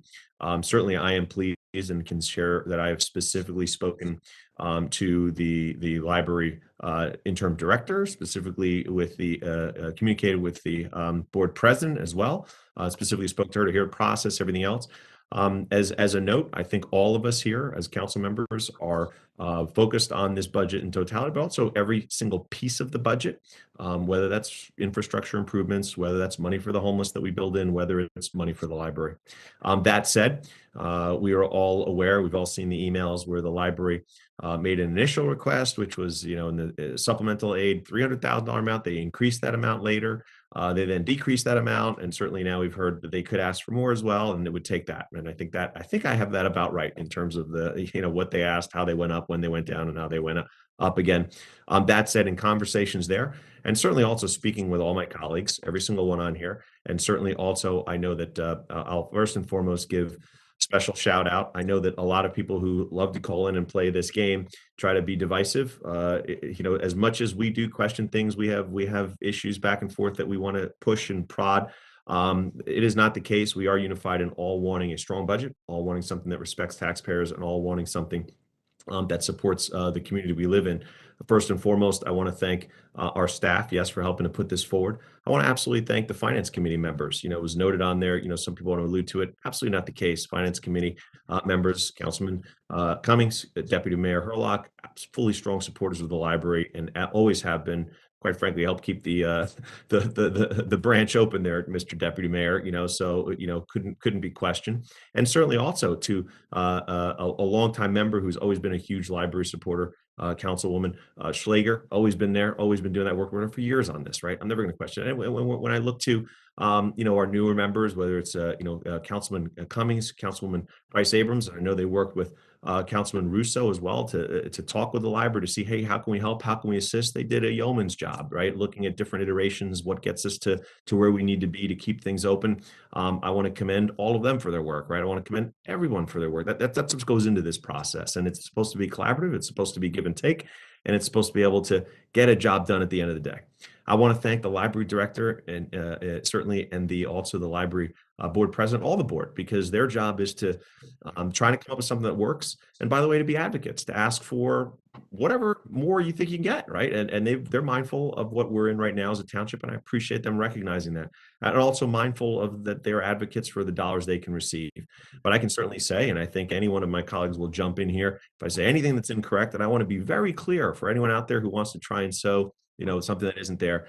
I've spoken to every person on here, everyone on the Finance Committee, everyone off the Finance Committee, everyone who spoke to the library, separately and had conversations. I've spoken to the library, director and certainly the president.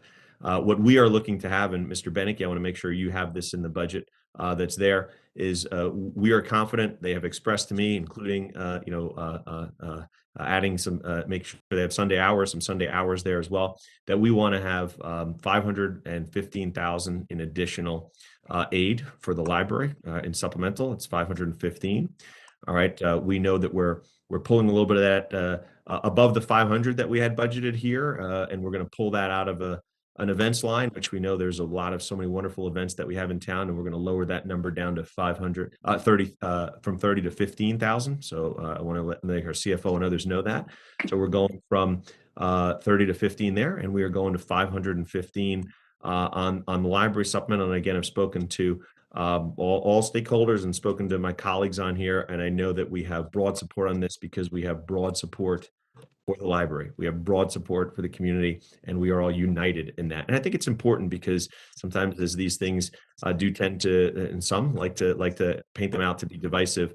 This is not divisive in our community. We are supporters. We always want to see this. And we also know that we are charged, though, with listening to everyone's request, right? And knowing that every single thing there is valuable, and we want to try and fund it.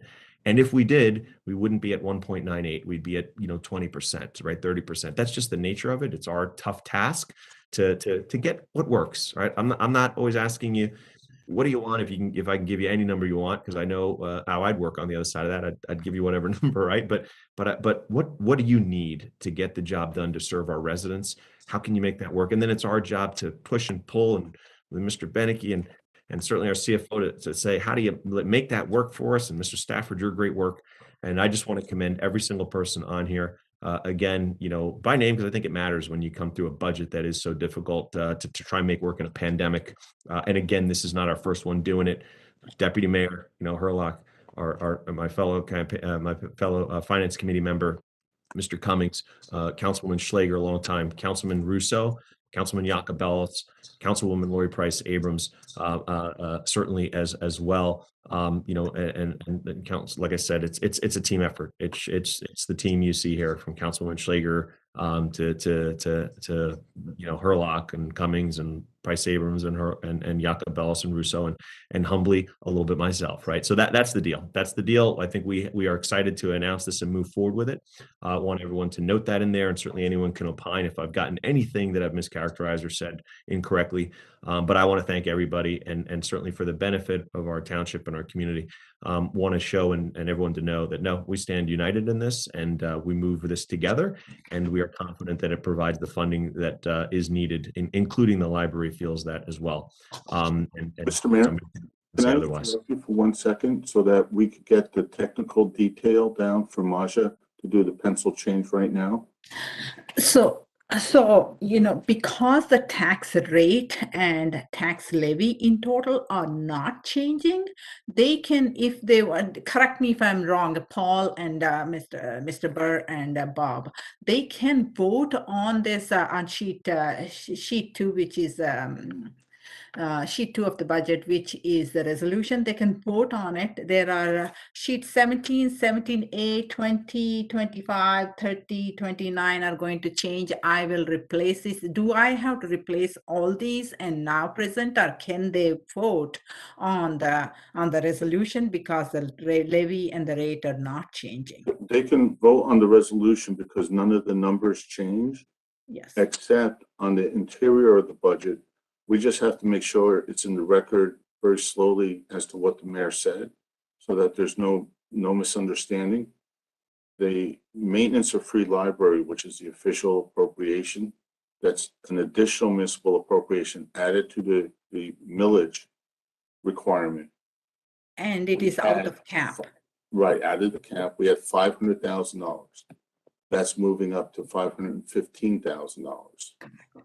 That's on sheet 20 of the budget, Maja, just for reference sake. Yeah, 20.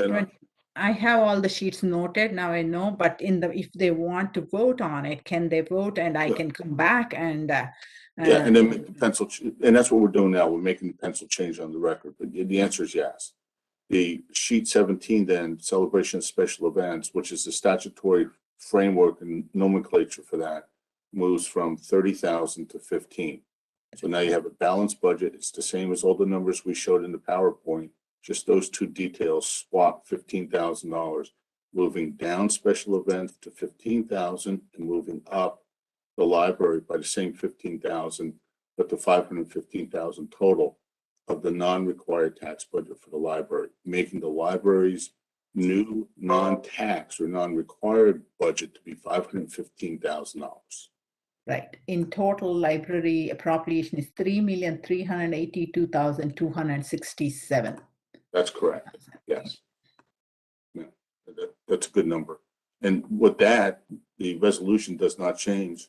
And we can move on that as long as that's the understanding of the governing body as they vote, hopefully the vast majority for the budget. Mr. Mayor, I just want to say, very good. I just want to start by saying, yeah, exactly what they said, right? So that's I'll second that, Mr. Mayor. Saying to everybody that's how I said. That's what I said. I saw the Deputy Mayor's hand, and I'm going to Councilman Russo. I'm going to you, but Mr. Deputy Mayor, then Councilman Russo. Yes, please. Thank you, Mr. Mayor. I appreciate that, and I would be remiss. We would be remiss because you're not going to say it yourself, but I want to thank you for your leadership and particularly getting all of the players together in the community, particularly the library and some of the other entities that we've been working with below these many months as we put this together. I greatly appreciate it that you were able to get all of us to come together, and that's a true sign of your leadership. And I want to thank you for the work that you did to get us to this point so that we could get here. So thank you for your efforts. Thank you for that, Mr. Deputy Mayor. And my, 4-year-old and 1-year-old know more about a budget now after overhearing all my many, many calls than I think they ever should have to.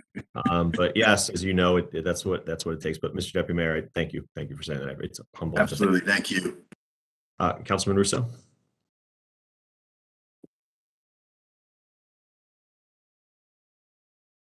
Either I'm having a sound thing or he's muted. I think Mr. Russo is muted.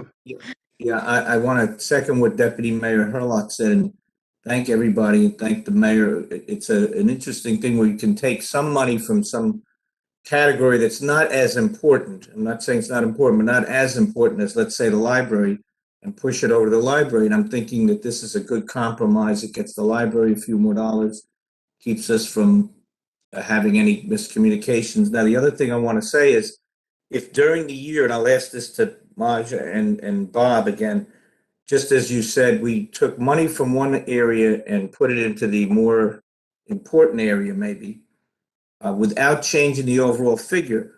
When we look at the budget during the year and we find there's slippage or breakage, whatever the term was, that we have a vacancy and we've saved 50,000 or 100,000, and we think maybe something could be moved to senior citizens and to health and the areas that are social services, that we might be able to do that without jeopardizing or changing the overall budget, right? It's just the same thing, but done later on during the year when we see that there's a slippage or breakage. But before Maja answers the question, I just want to note that the change we just made are in 2 new items of appropriation. So we're not saving money and then transferring money to a new cost area. We're reducing a new budget and then adding it to another new budget. I just wanted to make that point. So go ahead, Maja. Sorry. No, what I meant to say is, Counselor, during the year, we do have, the budget is an estimation. It's not up to the penny, every line item. So there is some savings in one, some there could be, we may need some more in some other areas. What the law allows us to make those kind of changes, the budget transfers in November. Mm-hmm. Right, so we can look at it later on and see where we need something somewhere else, or we've got to change the priority. We've seen something that we need to do, and maybe get it from somewhere that we didn't spend as much, right? Yes.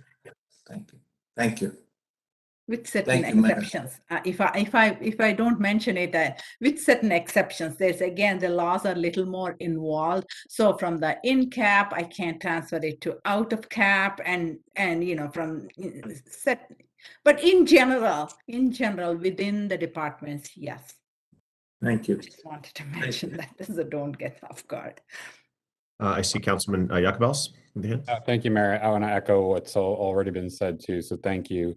These are not easy choices, and I know even like when we do the community development block grants and we're having to make decisions between homeless services, domestic violence, sometimes these are just impossible decisions to make. So I really do appreciate the spirit of collaboration, and frankly, this is the way things should work. This is the sausage making. We had different groups coming at this from different perspectives and met in the middle and compromised, and I think that's exactly how this should work. I want to thank Mr. Beneke and Ms. Rao in particular for all of your work. It is commendable that even through a pandemic, and frankly, I should also thank those of you who are on the prior council and on the finance committee, including Deputy Mayor Herlock, for maintaining AAA bond rating through a pandemic. It's a really, really big deal. Those of us with finance experience know that when the cost of borrowing is lower for you, you can afford to do more. And when we're particularly able to refinance all of our debt, which we've been able to refinance so much of it in the last 2 years at 1% or less, I believe in some cases, that is a huge deal. When inflation is 7% and our interest rate is 1%, that is a discount on money. So it's a really big deal. So I just want to commend all the hard work, the integrity that you do the job with is really commendable as well. I think, some of the things that we get into a debate over are frankly just the things that our constituents, whether it's a case of one ward versus another, or there's generational perspectives that are different, and I think that's all fair game. And I do think we all have a desire to try and hear each other more on that and have more of a dialogue and debate. And that's all I'm really asking for, is to just, start the conversation maybe sooner and make sure that, we're heard from in terms of just getting asked the question, what's important to you? What's something that you would like to see funded in the next year or in the next couple of years that we can work into the process. So I think, what I'm sensing is a desire to collaborate even more, and I'm feeling good about it. So I just want to echo everything that's been said and say thank you. Thank you, sir. Councilwoman Price Abrams. Thanks. I think, another echo of appreciation really for where we landed. And I think even as sort of arriving at this place, it was all kind of a little bit in real time that we really found some, I think, a good place to be in terms of recognizing the importance of the library. Everybody shares that as a value. It's just such an essential service to every constituency in the town.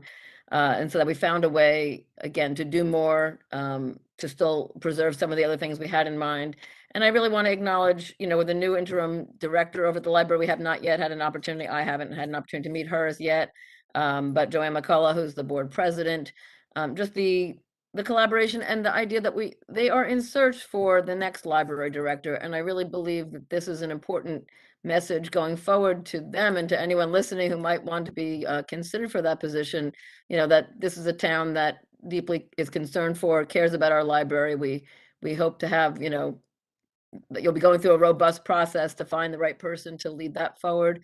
And that you take away, again, the sense of collaboration and commitment from this council and the town for the library. So again, with appreciation, Mayor, to you for kind of pulling us to this place we've landed, and to all my colleagues here who participated, again, in all the facets to make sure that we are, again, in a sense, protecting this important asset for the town. I think we've done a really, fine job as we landed. Thank you. Thank you. Councilwoman Schlager. Yes, thank you, Mayor.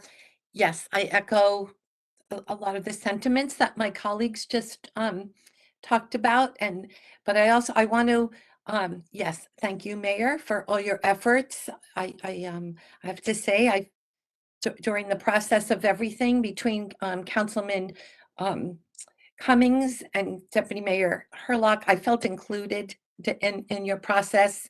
I sat through two presentations with Mr. Beneke and Ms. Rao, and I thank you both for that too, and Mr. Stafford and Mr. Scantlebury. But I also want to give a big shout out and a thank you to our department heads that we are giving.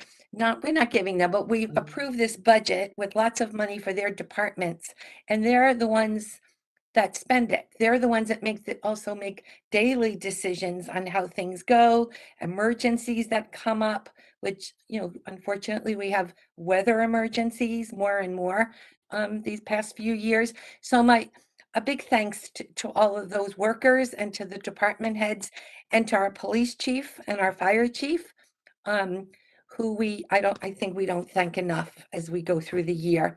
So I'm sure they'll spend the budget money wisely, and I'm happy to support them all as best we can. Thanks. Councilwoman? Okay, any other questions, concerns, comments? Okay, it's been, I so moved it and so moved it as was described. And I believe there was a second. Mr. Deputy Mayor, you just confirming re-seconded with the note that was made there? Yes, Mr. Mayor, absolutely, with the revision as articulated. Okay, as articulated. So it's been moved, seconded. I think we've spoken to it. Can I get the Madam Clerk, please? Counselor Cummings, Yes. Deputy Mayor Hurlock, Yes. Counselor Price Abrams, Yes. Counselor Russo, Yes. Counselor Schlager, Yes. Counselor Yacobelis, Yes. Mayor Spiller. Yes, thank you. Thank you again, everybody. Next, our pending ordinance for a second reading. The next is Ordinance O-22-03, which is an ordinance of the Township of Montclair, County of Essex, State of New Jersey, reauthorizing the government energy aggregation program. And I so move. Second. It's been moved and seconded. I'm going to open the public hearing without objection. I'm assuming, Madam Clerk, this has been noticed and everything else appropriately correct? Yes, Mayor, it has. Okay, thank you. Without objection, I'm open a hearing. Is there anyone in the queue who wishes to be heard regarding in relation to this proposed ordinance? Mr. Stafford, I ask you. Negative, Mayor. There is no one in the queue. Okay. Then I'm going to close hearing without objection, so I'm closing it.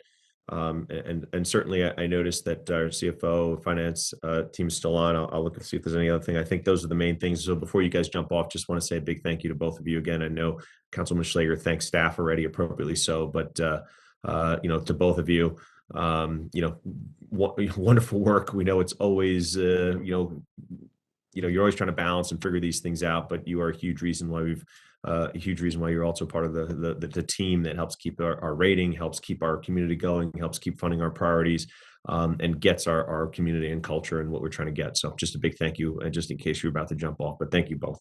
Thank you. Congratulations. Great job. Thank you guys. Appreciate it. Okay, so it's been opened and closed the hearing. Any questions, concerns, comments from colleagues? Councilman Yacobelis. Thanks, Mayor. So just something that's important to me with regard to this, I talked about it last time, was the communications piece. So I do just want to try and secure in this forum, you know, commitment to work with staff with the manager's permission.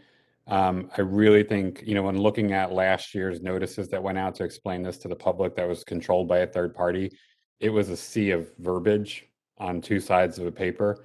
I'd really like the permission to work with our communications team and work with the third party to just develop something that's a little bit smarter and more digestible in terms of explaining the program, explaining the benefits and savings, you know, something in the form of an infographic, maybe there's an extra page, and addressing some of the frequently asked questions. So I don't know how to formally do this, but you know, I guess the question is to Mr. Stafford, if I could, with everyone's blessing, if I could have your permission to work with the communications staff to develop something. And I would also note, I think very important to work with our environmental commission. I know that they are also trying to help communicate this out. I think as a note, they have already secured from that third party. You're right, you know, wordy, couldn't agree more, but they've already secured from that third party the right of us to edit whatever they come up with. I know they've shared that with me, so that's good news. I believe to your point of promoting this, they've got about 14,000 that they've committed to help us promote this, which is real, you know, some real money, which is nice to help get that out there. So just noting that I think tying in with them as well to do that work will be a great asset in terms of us getting it out there, making sure the message is Montclair specific, and helping use those dollars that I just noted to help lead that those efforts. So noting that space as well. Thank you. Okay, so just to clarify, can I then work with the Environmental Commission and the Communications Department on collaboratively to develop something? I will put Ms. Woke on notice that you'll be contacting her, and I will send you tomorrow morning the contact for Gable Associates, Mr. Chilton, his contact information. He is the consultant that the aggregation retains to handle that, so he will be your primary point of contact. Thank you, Mrs. Stafford. Thank you, Mayor. Yeah, and I think let's just make sure that there's not mixed messaging, and I know the Environmental Commission usually helps lead some of this stuff too. So Councilman, if you'll make sure you're infusing in there, and there's not, doesn't get fractured, and they don't know, what I'm saying. Make sure it's all coordinated is the key piece. Absolutely, absolutely. Okay, all right. Mayor. Madam, unless there's another question. Oh, yep, Councilman Price Abrams. Thanks, Mayor. I just really want to speak to this. I know it's a renewal of something that the town has undertaken already, but just as a reminder that it's something that allows everyone in town to be part of a system to utilize clean energy, and you can upgrade, if that's actually still part of this program, to 100% or something that's a slightly more affordable, but in any case, no more than what you would otherwise have been paying on your PSE&G bill. And it's in a sense no brainer. It's good stewardship, both of our finances and of our values. So I just really wanted to add an extra shout out to those who developed it, and that of course we should continue doing it. And so I'm happy to endorse it.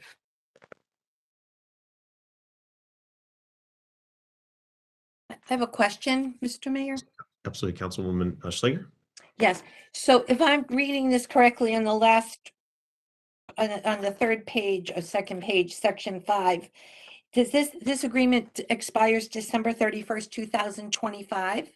So it's a 3-year contract?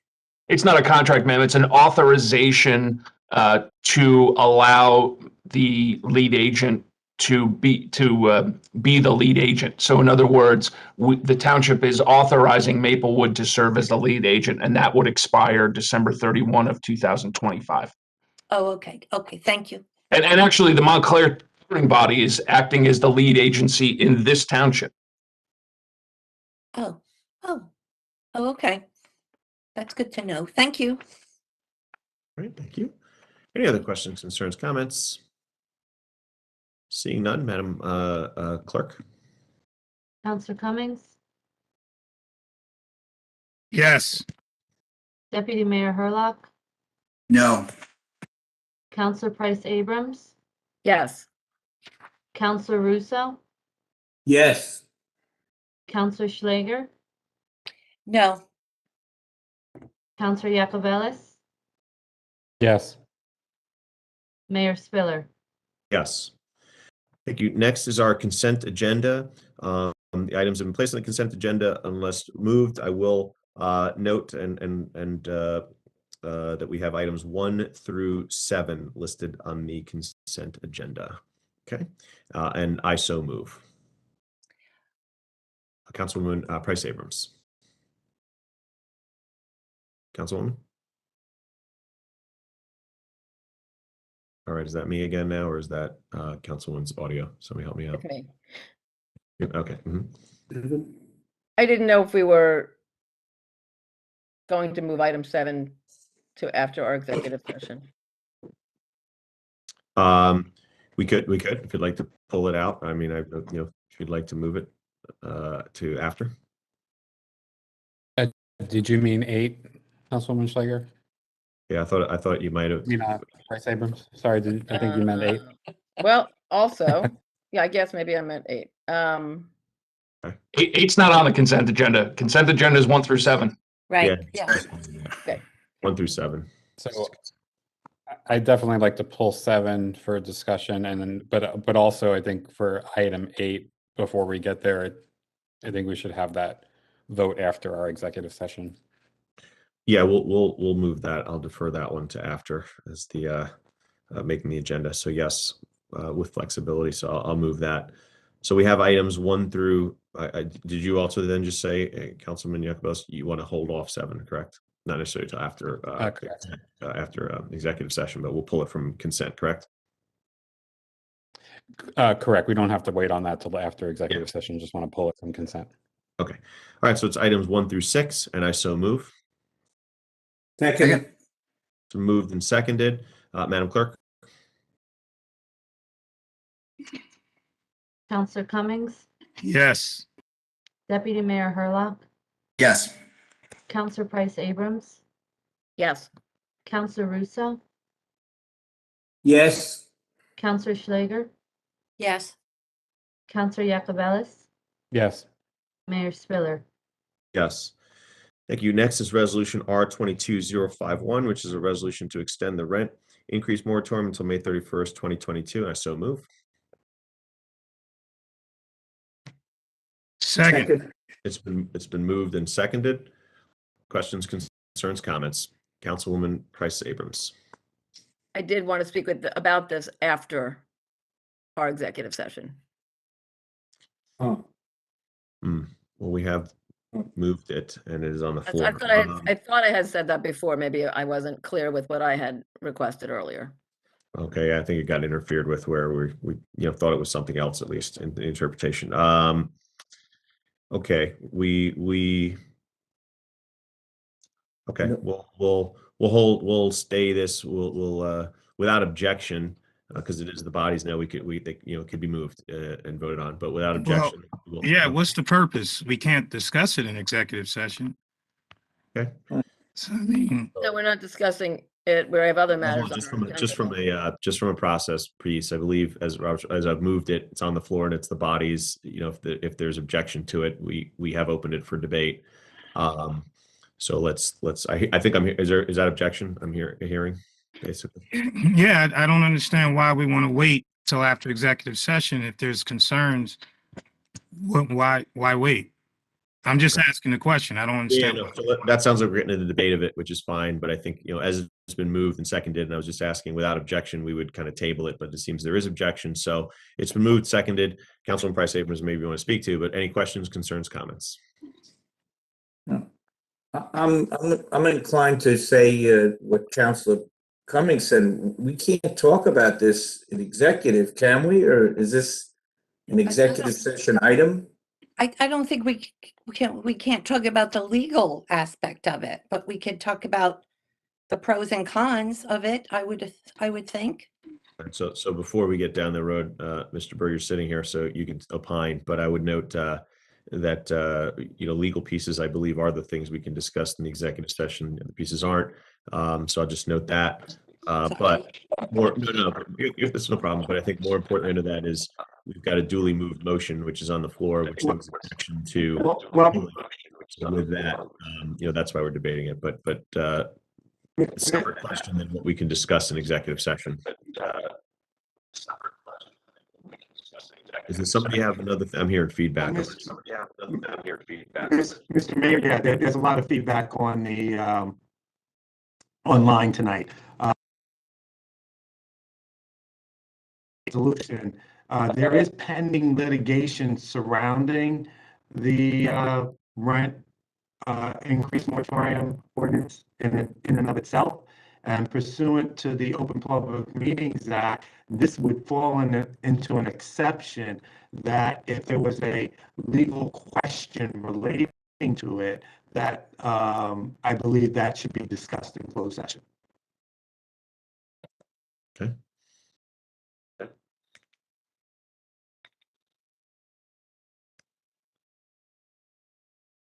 All right. Well, again, managing the meeting. Somebody's telling me otherwise in Robert's rules. We've got a motion that's on the floor. It's been objected to pull it off the floor, so it is on the floor. And we open it on the floor. Correct.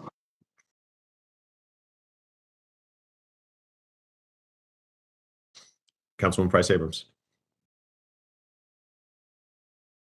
I had tried to express it, but inarticulately earlier, I guess.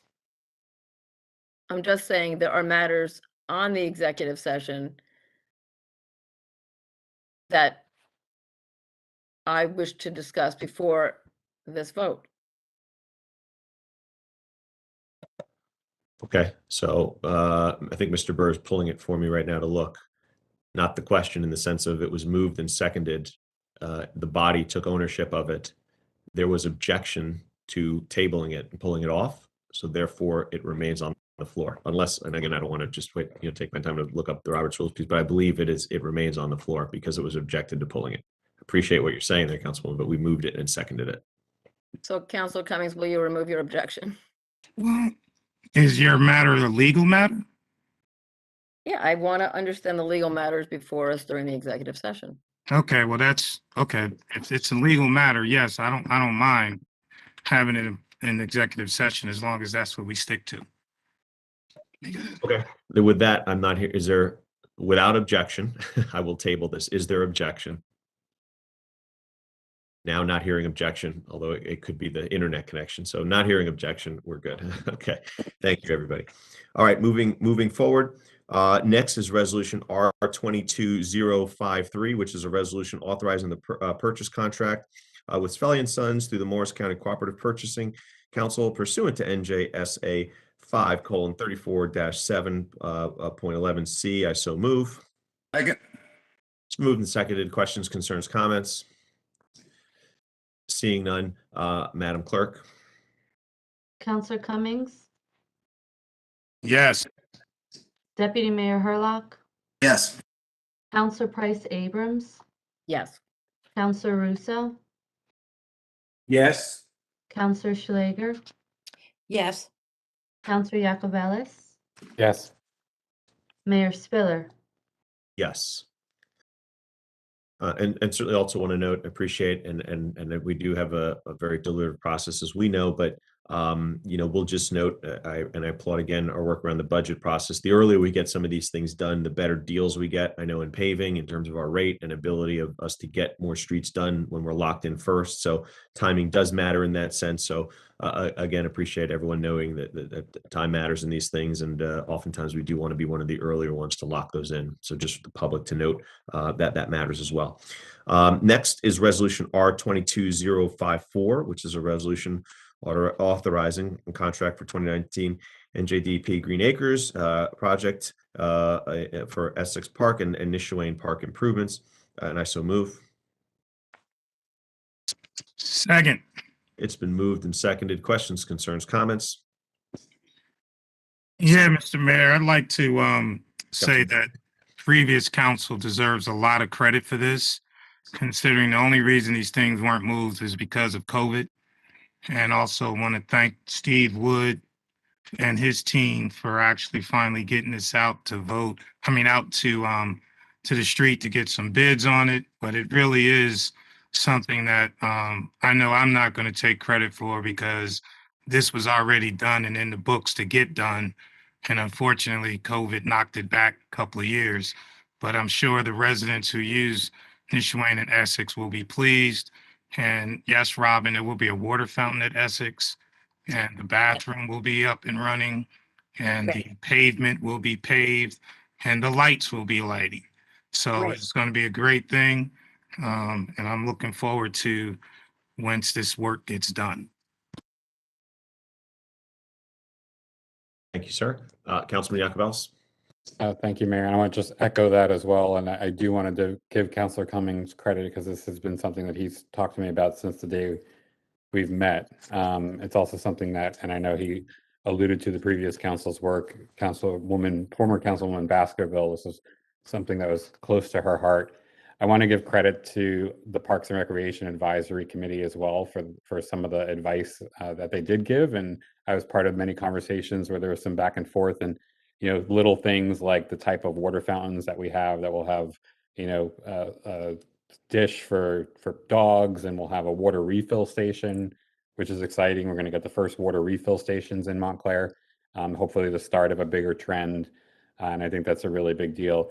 The only other, so two things I think are important to clarify for the community. One is that the Essex renovations won't have any impact on the pool. So we are planning to open Essex Pool as normal, is my understanding, correct, Mrs. Stafford, Mrs. Scantlebury? That is the plan as of now. Okay. And then the other piece that I think is important is given the impact to tennis courts from our decision in terms of Rand Park, as well as the updates to the tennis courts at Nishuane, I do think we need a communication to go out to the community talking about that disruption, and to expect, what the loss of courts will look like, and to, what the other courts that are available around town, either from a municipal perspective or a county perspective, because we're going to be down quite a few tennis courts while this work's taking place. I'll relay that request to the communication director so that she puts something out promptly. Thank you. Any other questions, concerns, comments? Seeing none, Madam Clerk. Counselor Cummings, Yes. Deputy Mayor Hurlock, Yes. Counselor Price Abrams, Yes. Counselor Russo, Yes. Counselor Schlager, Yes. Counselor Yacobelis, Yes. Mayor Spiller. Yes, thank you. Next is Resolution R-22-055, which is a resolution authorizing execution of a professional services agreement with Gannett Fleming Incorporated for engineering services related to environmental services and parking deck inspection, and I so move. Second. It's moved and seconded. Questions, concerns, comments? Seeing none, Madam Clerk? Counselor Cummings, Yes. Deputy Mayor Hurlock, Yes. Counselor Price Abrams, Yes. Counselor Russo, Yes. Counselor Schlager, Yes. Counselor Yacobelis, Yes. Mayor Spiller. Yes, thank you. Next is Resolution R-22-056, our bills list, and Councilman Schlager, if you would do the honors, please. Of course. Thank you, Mayor. Whereas invoices against the Township of Montclair in favor of the following persons for the amount set opposite their respective names have been received, duly audited, and found correct. Now therefore be it resolved by the Council of the Township of Montclair and the County of Essex that said invoices be, they are hereby ordered paid, and that checks be drawn by the Finance Department to the order of such persons for the amounts respectively and hereinafter stated on the schedule attached hereto and made a part hereof. This bill list is dated March 15th, 2022, for the amount of $12,272,511.56, and I so move. Second. Moved and seconded. Any questions, concerns, or comments? Seeing none, Madam Clerk? Counselor Cummings, Yes. Deputy Mayor Hurlock, Yes. Counselor Price Abrams, Yes. Counselor Russo, Yes. Counselor Schlager, Yes. Counselor Yacobelis, Yes. Mayor Spiller. Yes, thank you. Next is for discussion, an ordinance establishing the use of appropriate native vegetation for township-owned property, and again, it's a discussion item. Councilman Yacobelis? Thank you, Mayor. I'm really proud to introduce this tonight with my colleagues, Councilor Russo and Councilor Price Abrams from the Municipal Services Committee. We all know Jose Adjournment and all the work that he does in our community, and this came from him and from that committee. Did a lot of work to benchmark this against like resolutions in other places around the state of New Jersey and frankly around the country. I want to thank, I haven't gotten a chance to talk to everybody about this, but I do want to thank Deputy Mayor Hurlock and Councilwoman Price Abrams as well for support on this. A couple of things that I think are important to talk about is, this is about incentivizing the use of native plants on public property in town. There are the right, I think, exemptions in here in terms of lawns and athletic fields, potted plants, planters, hanging baskets, all of those sorts of things. So I want to make sure the business districts know that and are aware of that.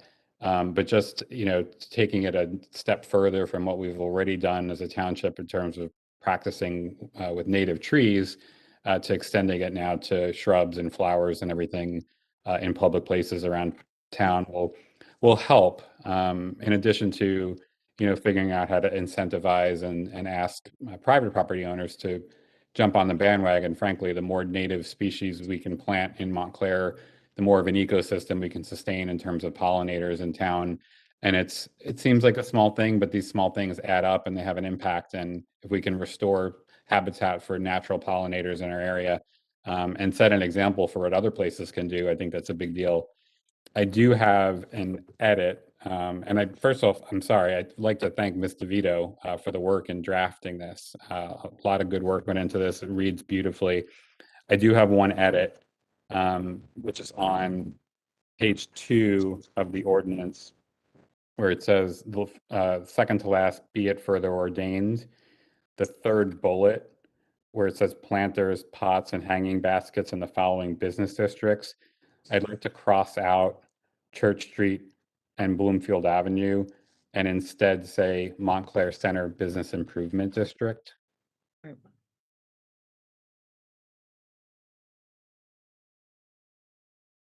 If that needs a second, I would endorse that. And this would just strictly define, it would essentially define all the business district for these exceptions in terms of the planters, the pots, and hanging baskets. With that edit, am I able to, do we have to wait until April 5th? Or am I able to move this tonight, Mr. Vito or Mr. Burr? And I would ask a question, Councilman. Did you guys, I know their role in all this, did you guys share this with the Environmental Commission? I just always, did you guys discuss this with the Environmental Commission? They're aware of it. It's been discussed with the Parks and Recreation Advisory Committee with, and with the Department of Community Services. Environmental Commission is aware of it as well. Okay, yeah, as long, I think you're breaking up a little bit on my end. I think we're still hearing that feedback. As long as I think you said the Environmental Commission definitely, heard of it, had a role in it, or whatever, some awareness of it. Correct? Is that what you said? Correct. Not necessarily input, but awareness. Yes. Excuse me. I just have one question. I defer to Deputy Mayor Hurlock. Where it says Valley Road, Upper Montclair, would you rather see Upper Montclair Business Association? For the Upper Montclair Business District, actually, I think Mr. Scantlebury would. Okay. Yeah, business district, not the association per se, because that varies in membership, but the business district. Okay. Yes, thank you for that. So That's a good catch. that modification can take place. Thank you. Mhm. Yeah, that would be great. I think similarly for Watchung Plaza, it does lead with that. It says business districts. So then it would say Montclair Center, Bid, Montclair South End, Walnut Street, Watchung Plaza, and Valley Road, Upper Montclair. But we can repeat business districts if we need to in each of the districts. To Mr. Scantlebury's point, Mr. Jacobellis, that's probably a good idea here because Lorraine Avenue, Bellevue Avenue, there's other avenues and streets other than Valley Road that would encompass the Upper Montclair business district. So agree. Thank you. I have a question. Councilwoman Schleger? Thank you. What about county roads? Like along, side patches, when they plant trees between the sidewalks and the curb, the long patches. So will this pertain to the county tree plantings and shrubs as well along their roads? My understanding is the county already only uses native species for tree planting, and we do the same as a township. Okay. So I just want a clarification. So the Environmental Commission hasn't had any input in this. No, it's a model resolution that exists in municipalities across the state of New Jersey. So essentially, it's been endorsed by all the major environmental organizations for New Jersey, and so there's no reason to think that it would be objected to. But then I'm just asking for a very straight answer. Has the Environmental Commission had any input on this? I answered the question when the mayor asked it, and I said they were aware of it, but they did not have input. So no. Okay.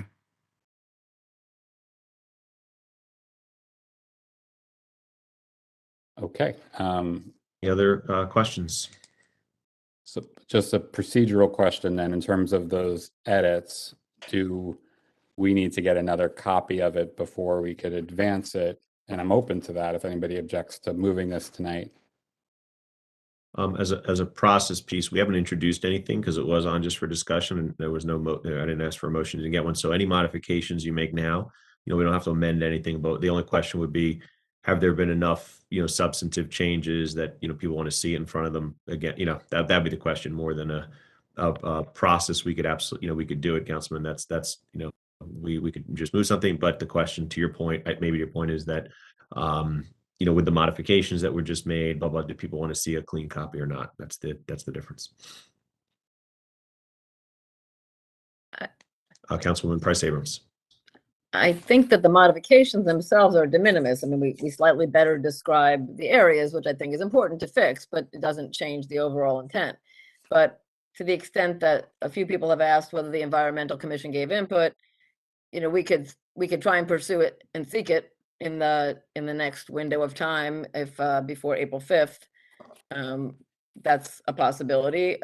Again, the expectation is that they wouldn't have objections, but, you know, Councilor Iacobellis, if you don't have any objection to that, why don't we see if we can get some input from them? Just, they've read it. You've said you sent it to them. They didn't object, but they didn't specifically offer edits. If that actually meant they support it, but it wasn't their major initiative, I think then that's good information to know. And if it's something that they would want to read more carefully and offer a tweak, then I guess we should welcome that. So why don't we actually just say we'll use the window between now and April 5th to elicit some response from them further than the one we have. And for that reason, I would say it could still move forward potentially, and we'll revisit it when we get to April 5th.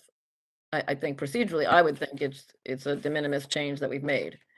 Council, I appreciate that. I think we continue to go through this process of things being put on and then asking to move them the same night. No, I don't think I am. I think we all support it, but again, the Environmental Commission should have something to say about this, or at least publicly they can endorse it or whatever. I don't think there's anyone objective. I just got an issue with the process. No, Counselor, this is a discussion item. It's not for voting on tonight. Right. Well, but therefore, there's nothing to do but have discussed it. Right, but we were thinking it was a question of potentially putting it up for a vote to move it. Yeah. And what I said was if there was any objection, then no problem. So we will wait and introduce it on April 5th. Thank you, Mayor. Okay. All right, so we'll hear back there and we'll go from there. So sounds good. Next, we have a report from the Township Clerk. Madam Clerk, would you like to handle your piece? Thank you, Mayor. I believe the Township Attorney is on mute and he's speaking. Hand it over to the Town Attorney. All right, now, Township Attorney, have you solved your audio feedback issues and are you back on? Well, that's one way to solve your feedback issues, have no sound. So I either you're muted or it's not working, at least for me, again. Not me, correct, everyone? He's not coming through. Yep. Try now, Mr. Burr. Mayor, Mr. Burr is going to come into my office. Okay.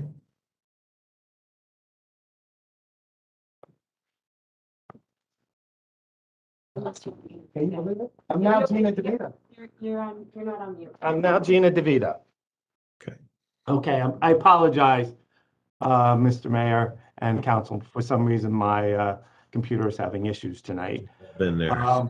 So here's where we are. The report by the Township Clerk relates to the certification of the petition for referendum of Ordinance O-22-02-05, which is the rent control ordinance that was passed by your or adopted by your your predecessor council.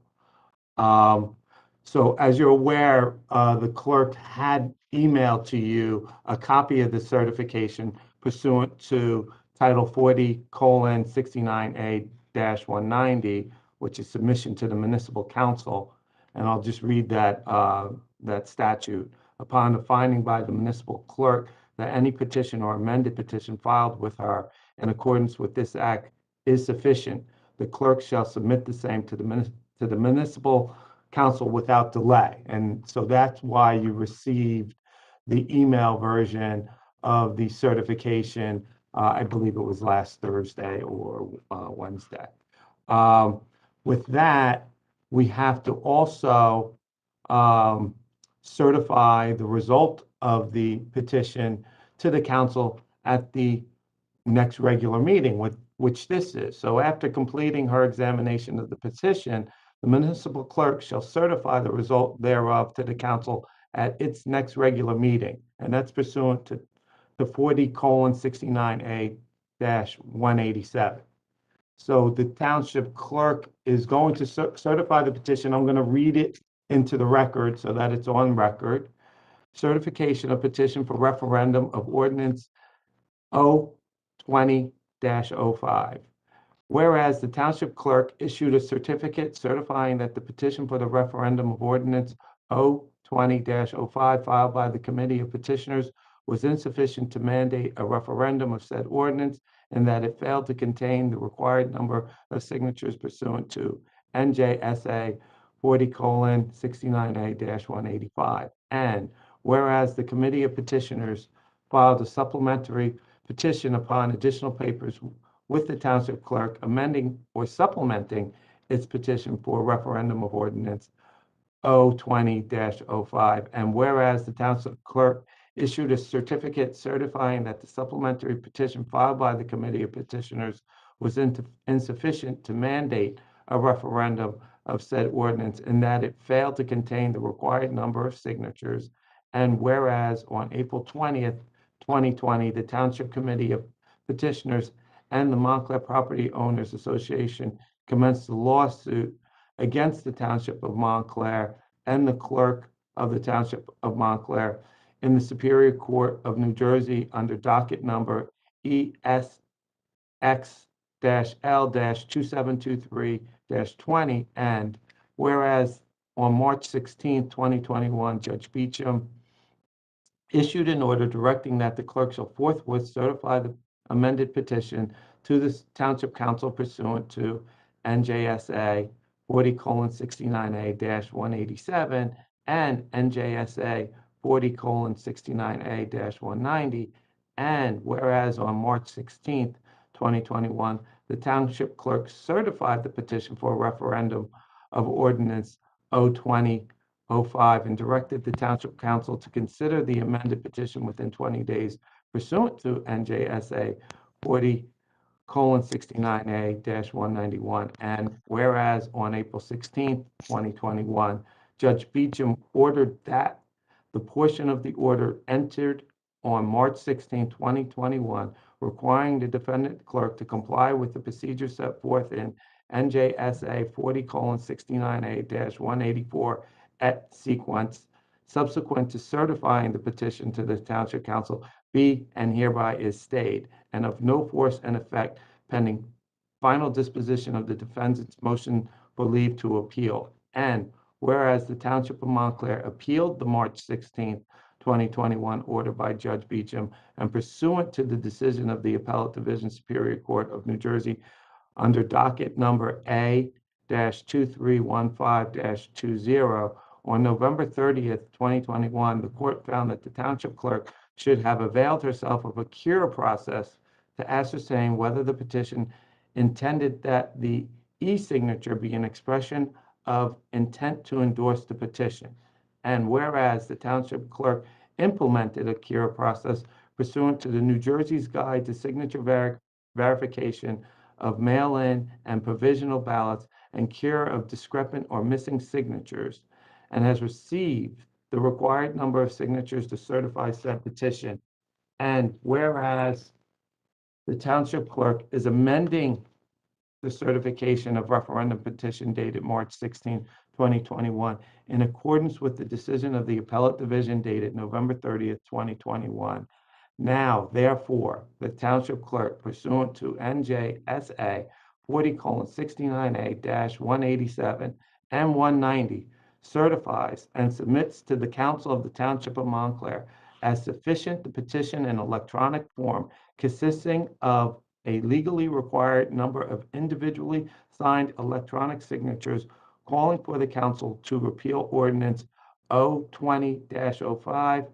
If the council fails to act within 20 days from the date of submission, or if the council to take action to reject the petition and the Committee of Petitioners fails to withdraw the petition within 10 days thereafter, the Township Clerk shall schedule a special election not less than 40 days nor more than 60 days. Dated March 9th, 2022, signed by the Township Clerk, Angelis Bermudez Nieves, reviewed and approved as deformed by the Interim Township Attorney, Paul Burr, on March 9th, 2022. And with that, the certification of petition for a referendum of ordinance O-20-05 has been submitted formally to the council for action and consideration. Thank you very much. Thank you very much, sir. Appreciate that.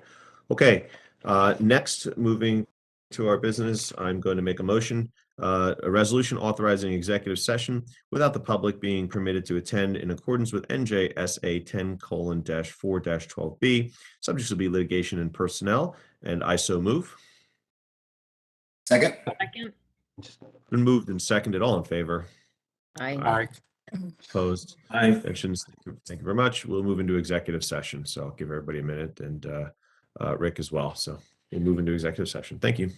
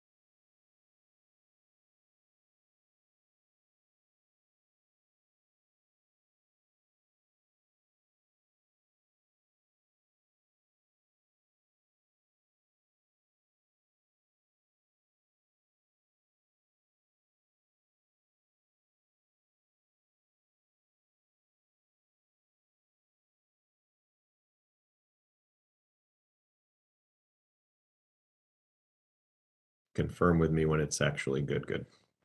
Okay.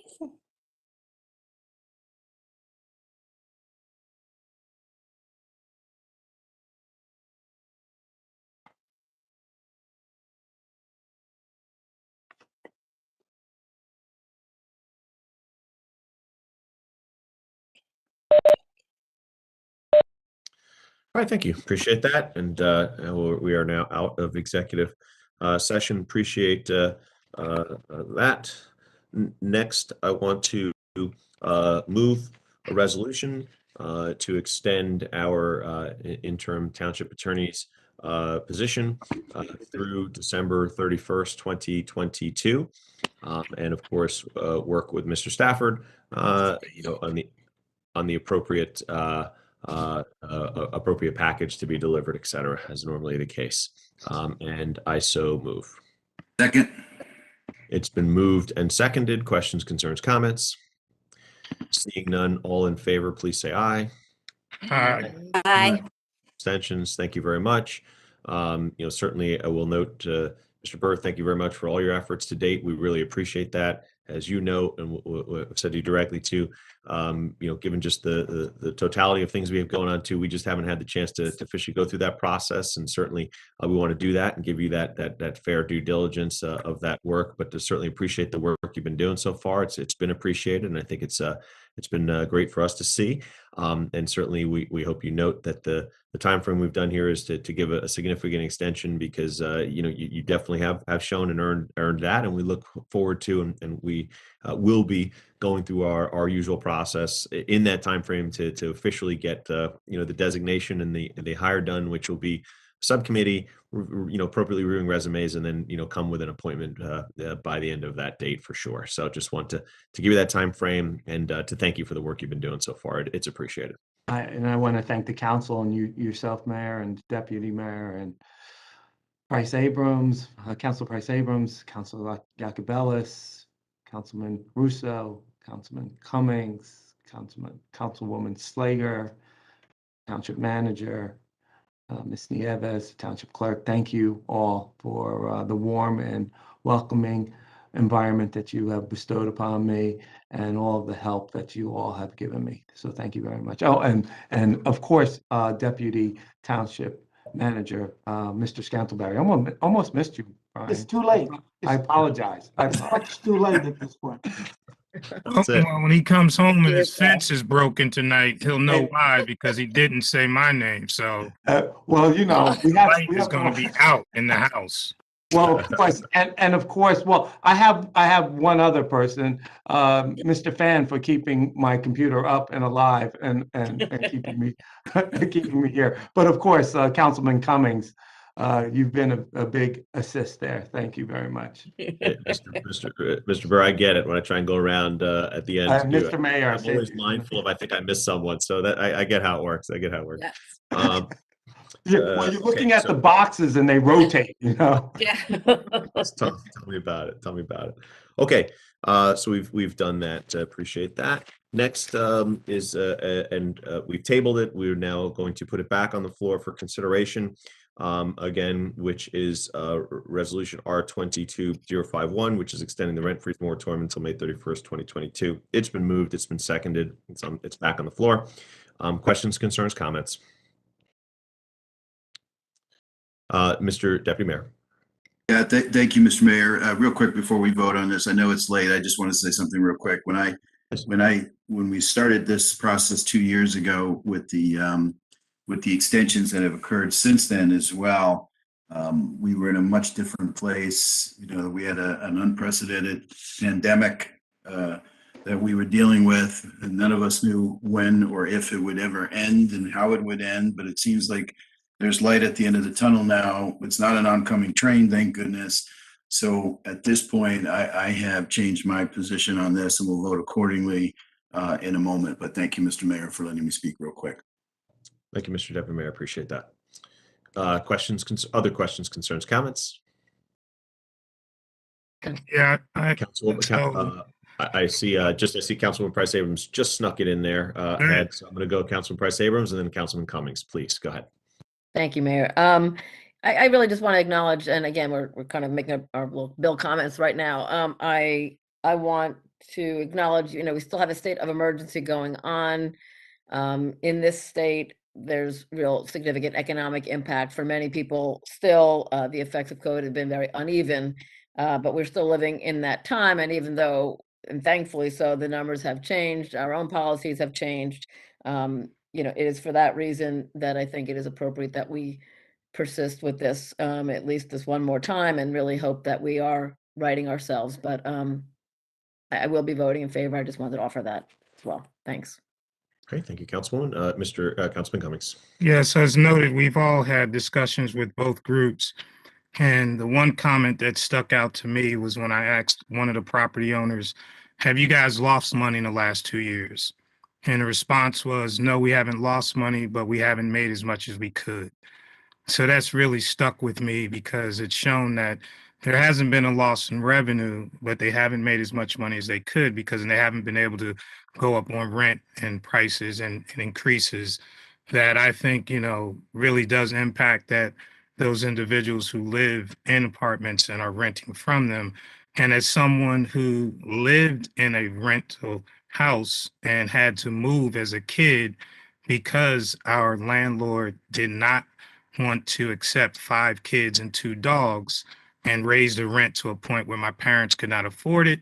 And therefore, we were then, over a 2-month period, had to be basically living with family members until my parents were able to get enough money to purchase a 2-family home for all of us to come back together again. So I've been through this experience personally, and I really challenge anyone to just take into consideration that when you talk about renters, if you haven't rented, or if you're not a renter now, if you have been a renter in the past, think about that. I often talk about being empathetic and trying to put myself in the position of others. And I think we have a very strong and wealthy property owner organization. And of the property owners, I've also asked how many live in Montclair. And so I've had a couple of issues with this from the beginning, but I do think that one statement has stood out to me for quite a time because of the situation in which I actually grew up.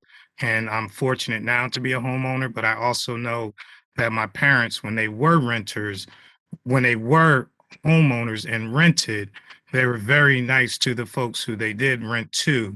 And so this is something that's not so much, I will take it beyond being a government official, but also it's a personal thing for me, and I will be voting to extend it. Okay, thank you, sir. Any other, Councilman Yacobelis? Thank you, Mayor. I think this is a tough one. I was a renter 37 of my 42 years of life, including rent-controlled apartment in Queens growing up. But I feel a responsibility to look at all of the macroeconomic conditions and indicators to make an informed decision for myself here. And when I look at what the inflation rate is and the fact that we're now raising taxes 2 years in a row, and we've raised sewer bills, expenses are going up, and we all have different experiences and encounters with our constituents. And I have heard from constituents who, this is their only income. They rent out the place next door to theirs, or they own a home and they moved into an apartment and they have rental income from that. And it's for them Social Security plus the income from the rental. And so we are not just freezing rents by doing this, but we're also freezing incomes for people. So I'm considerate, of that. But I also worry about our credibility to be able to do this in the future if it's necessary again. I think that, for all the reasons that we did it initially, I think most of those reasons have faded away. Unemployment is record low, inflation is record high, the public health emergency has expired. So I understand the rationale to want to do it and the yearning to help people. I just don't feel like this is our money to give or to take. So for that reason, I will vote no again. Thank you, sir. Councilwoman Schlager? Thank you, Mayor. I understand that, well, the perception and that perhaps that there are some landlords out there that take advantage of tenants, or they don't have good intentions, but I think we can't paint a brush of those landlords with really good landlords, and like people who do have who have 2, 3, 4 family homes that look for their renters as income or to supplement their income so that they could stay in Montclair as well. I know that some people talk about accessory dwellings, and they talk about converting carriage houses and garages so they can have rental income to help them stay in their house. I believe that to be true here as well. And I think that like somebody else said, the expenses are going up and upkeep is very high. I mean, just buying gas is so high, as we all know. And I really think at this time, it's been 2 years. It's a very long time. This is unprecedented to have a rent freeze for this long. So I've thought long and hard about it, and I'm going to have to vote no on this as well. Thank you, Councilwoman. Mm-hmm. Are there questions, concerns, comments? Mayor? Councilman Russo? Yeah. You know, the pandemic is sort of down, but the economic conditions are not that good. Some people interpret it as being better, but there's a lot of people struggling out there. And a lot of them are tenants, and a lot of them are seniors, older tenants. And they come to us with their stories continually. And we need to have not a freeze, but a rent control ordinance. I'm not for the freeze, but we have to have a freeze till we have a rent control ordinance. So I've always said, let's end the freeze and let's institute the rent control ordinance we passed, or a better one which we could agree upon. And that's what our objective should be, to end the freeze by having rent control. Jersey City, yeah, they ended a freeze because they've had rent control. So when you say, any of you say, you know, we've done it too long or the conditions have changed, economic conditions are still in a state of emergency. Health conditions have improved for sure, but they could be bad again very quickly. So economic conditions require us to continue this until we have rent control. So I support extending the freeze. Hopefully this could be the last time. We were hoping that last time. But if the landlords would just agree to a reasonable rent control ordinance, or, you know, we can just get that on the books to be implemented, which we tried 2 years ago, we wouldn't need a freeze. But at this point, we still have tenants who need that protection. So I'll be voting yes to continue. Thanks, Mayor. Thank you. Any other? I think that's everybody. Seeing no other questions or comments, I'll just say everyone did speak before on this one, so may as well. I certainly get the points that all are making. I think they're all quite valid. I will note, you know, I think at the end of the day, when we talk about the inability to, I think as Councilman Cummings noted it, you know, earn more money versus the backdrop of the alternative is people who can't afford to stay in a home, families who have to stay with others before they can be reunited because they can't afford in that location. I just err on that side. And certainly I will be voting to extend it because, as was noted, we are still in a state of emergency, especially given the economic challenges that many do face. We know the affordability issue here at Montclair. We always talk about that in terms of our ability to stay diverse and otherwise. But that said, and for those reasons, you know, I certainly will be voting to extend. But with that, probably for the vote with the least amount of uncertainty given after all of us spoke here, for those at home, I will put the question. So, Madam Clerk, if you can please call the roll. Yes, Mayor, thank you. Councillor Cummings? Yes. Deputy Mayor Hurlock? No. Councillor Price Abrams? Yes. Councillor Russo? Yes. Councillor Schlager?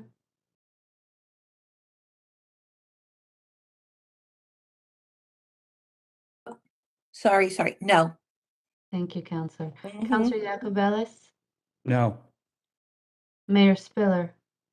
Yes, thank you. Okay. Next, next item and I will move as a resolution of petition for referendum of Ordinance O-22-05.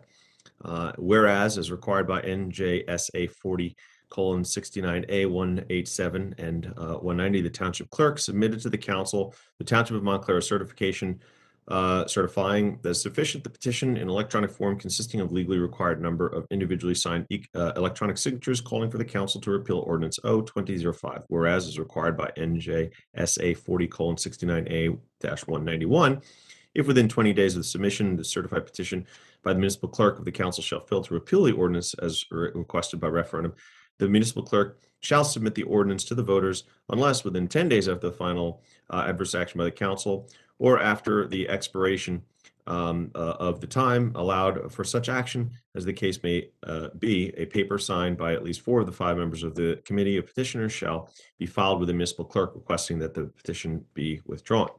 Now, therefore, be it resolved that the Council of the Township of Montclair, pursuant to N.J.S.A 40:69A-191, hereby rejects the Committee of Petitioners' request to repeal Ordinance O-20-05 and directs the Township Clerk to submit the referendum petition to the voters of the if the Committee of Petitioners shall fail to withdraw the petition within 10 days hereafter pursuant to the law of the State of New Jersey. And again, I so move. Second. It's been moved and seconded. Any questions, concerns, comments? Councilman Jacobellis.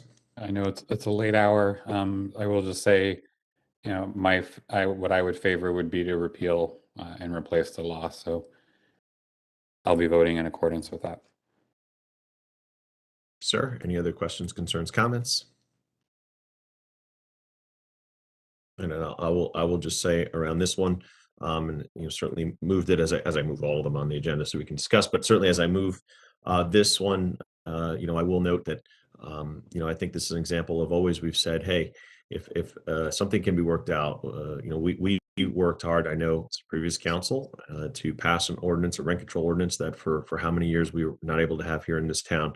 And then, of course, to date, we've had the number of tenants calling how many times in on this, and certainly even landlords. And we said, hey, if you can work something out that works, we're happy to do that as well.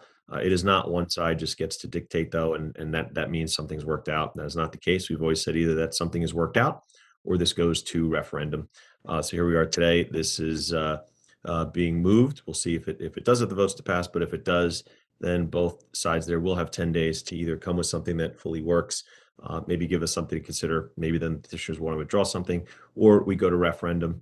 And certainly I will be out there actively noting that as we all talk about the fact that this township needs to remain diverse, needs to remain affordable. I am absolutely in support of rent control, having one, and I think it is done absolutely appropriately, and we need that here in town.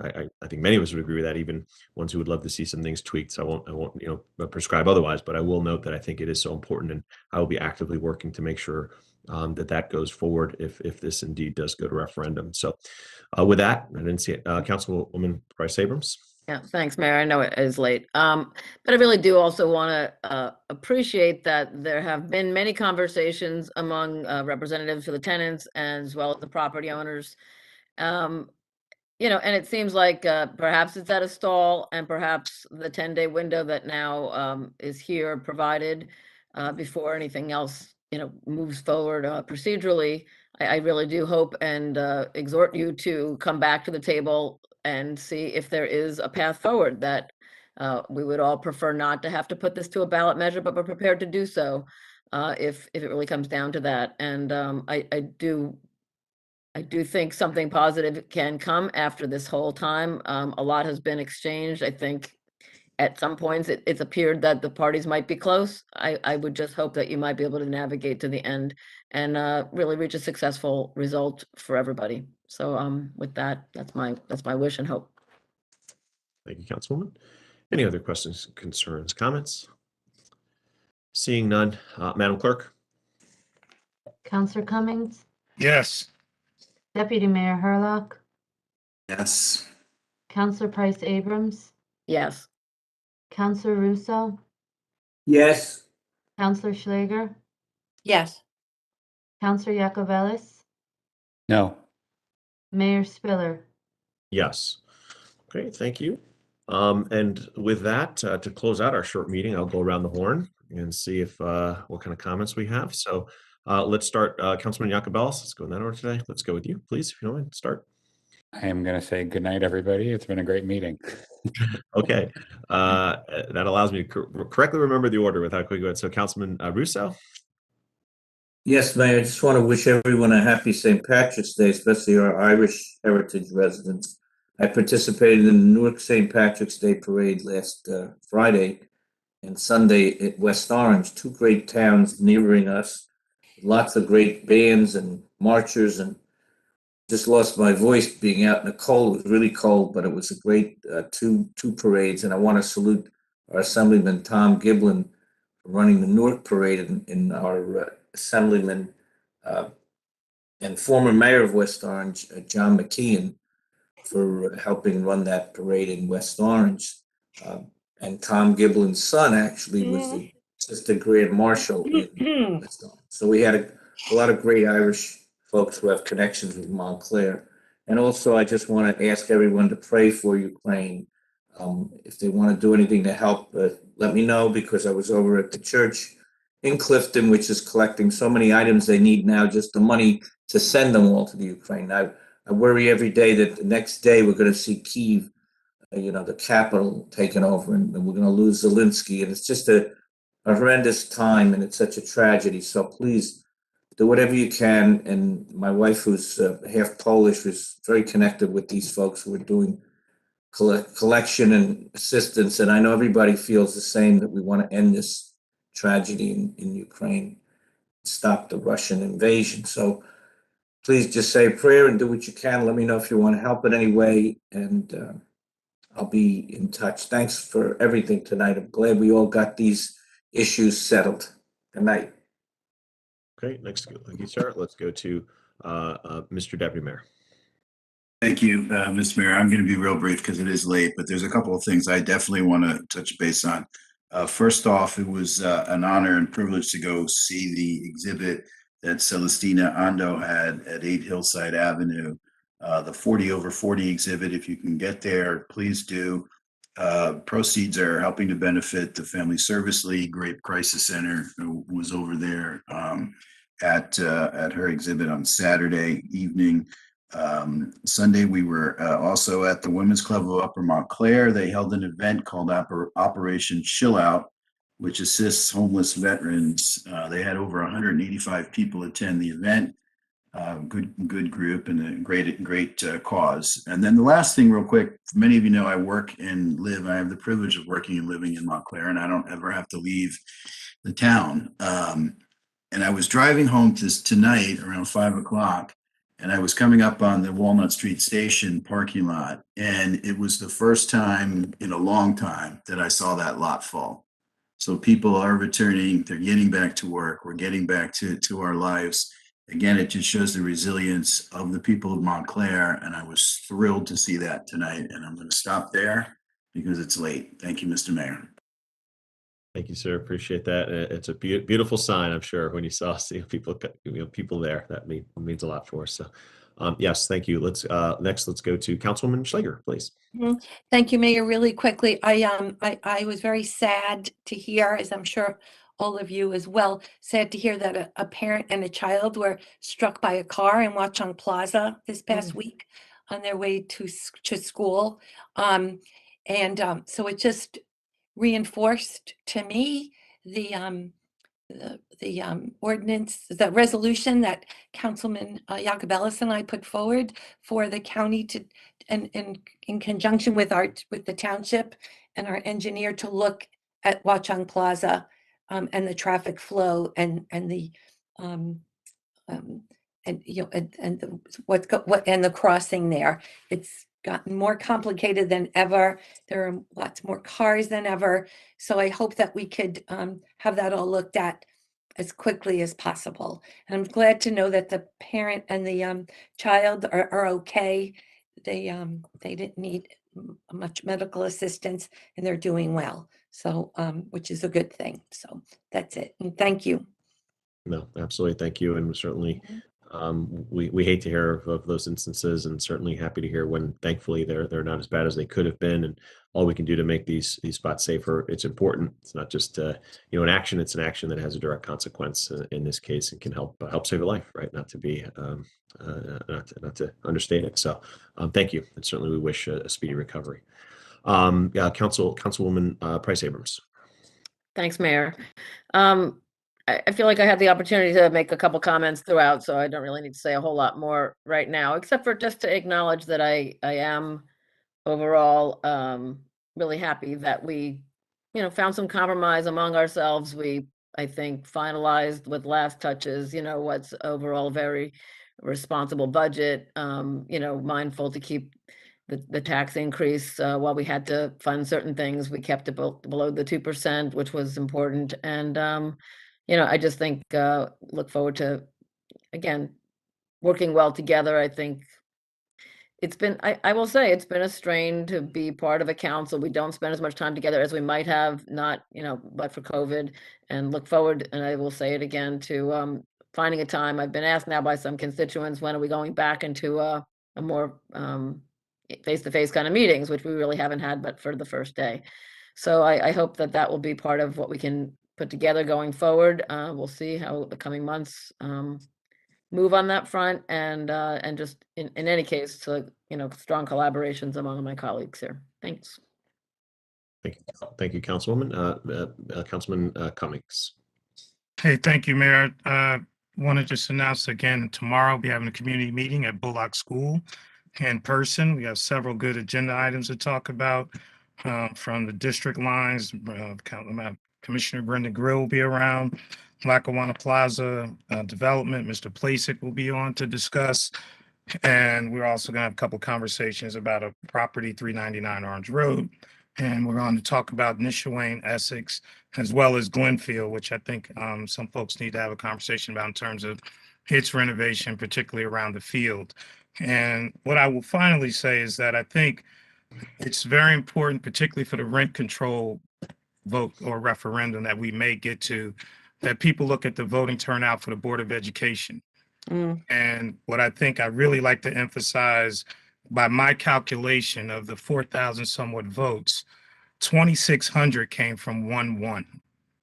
So when we talk about how this was an opportunity for the township and for everyone to vote, this was an exact opportunity. This is an exact example of what happens when you don't really take into consideration the importance and value of voting.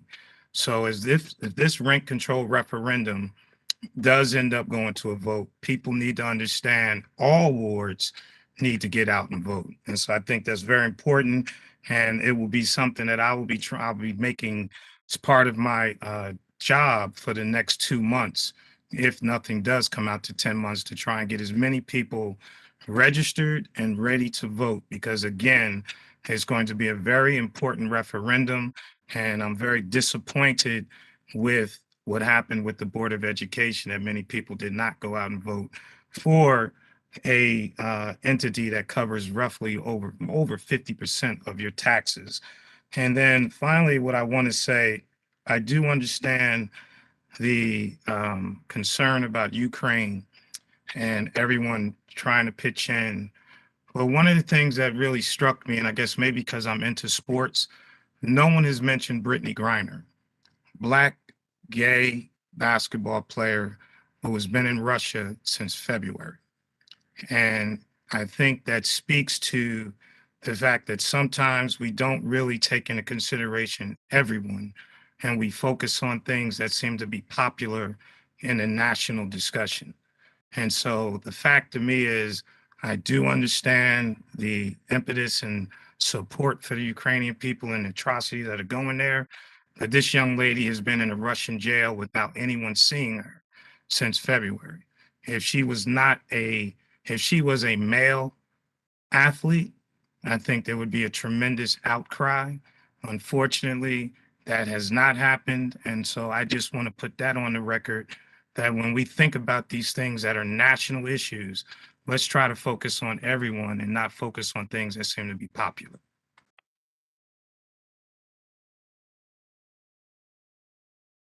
Okay, thank you very Mr. much. Mayor, if I could, real quick, I hate to interrupt, and I know it's out of order, but real quick, my friend and colleague, Mr. Cummings, Councilor Cummings, your meeting is not tomorrow, your community meeting. It's actually tonight, just to give you a heads up. 7 to 9 tonight for everybody listening. Don't come on Thursday. It's Wednesday. I apologize, Mr. Mayor. Thank you, Mr. Herlock. He was Looking out for you, Mr. Cummings, always. I think he was thrown off by the time change. He didn't catch on to that one yet, Mr. Deputy Mayor, but you're right. Yes. All right. Well, thank you. Mr. Stafford. Thank you for the opportunity, Mayor, but I have nothing further to add tonight. Okay, great. Mr. Deputy Manager. No comment, Mayor. Thank you. Township Attorney. Mayor, my only comment for tonight again is to thank everyone. I'm not going to mention everybody by name. That only gets me in trouble. But thank you again, everybody. I look forward to working with you all moving forward. Thank you. Appreciate that, sir. Madam Clerk. I have no report, Mayor. Thank you. Okay. All right. Thank you. And I will simply close out. I think we've tackled a lot of issues today. Certainly, why the length of the meeting shows that. Appreciate the broad discussion around it, of the work together to get things done. You know, I've been saying especially during these difficult times of pandemic, we found a way to get a lot done, and I'm very proud of that work. Last thing, and I think it was noted, we've had some broad discussions. It's been brought up before, so I did ask the township manager, certainly working through our attorney, to look at where we are in terms of the spacing needs. You know, certainly the mask piece is lifted around the township building, municipal building, and through that. But and I've had a conversation with a number of you, and given all that. And certainly in conjunction with the data he's come back with, meaning the not only the science on it, but the laws around what's permissible and not. Happy to note for the public and for everybody that it looks like our first meeting in May, we should be able to come back to in-person meetings. So that takes us, and that's with an asterisk. We all know anything can happen, right? So I'm putting that in as a note, right? If something changes drastically, that could not be may not be the case. But that said, if things progress as they have been, if the rules remain in place, as Mr. Stafford was able to look up and provide to me, you know, we have looked at it and see that it should allow for a safe return to in-person meetings. That would occur in May. I heard it noted here, but I've also talked to, you know, almost all of you about that and to get us to a place that works. So happy to announce that as well, not with extending this too much, but just a happy little tidbit of local info there for everybody. So, okay. With that, I want to say thank you to everybody. Appreciate that. And entertain a motion to adjourn. Moved. Second. It's been moved and seconded again, and all in favor, and aye. That's great. Thank you very much, everybody. Have a great day. Bye bye. Everyone, Happy have a Wednesday. great night.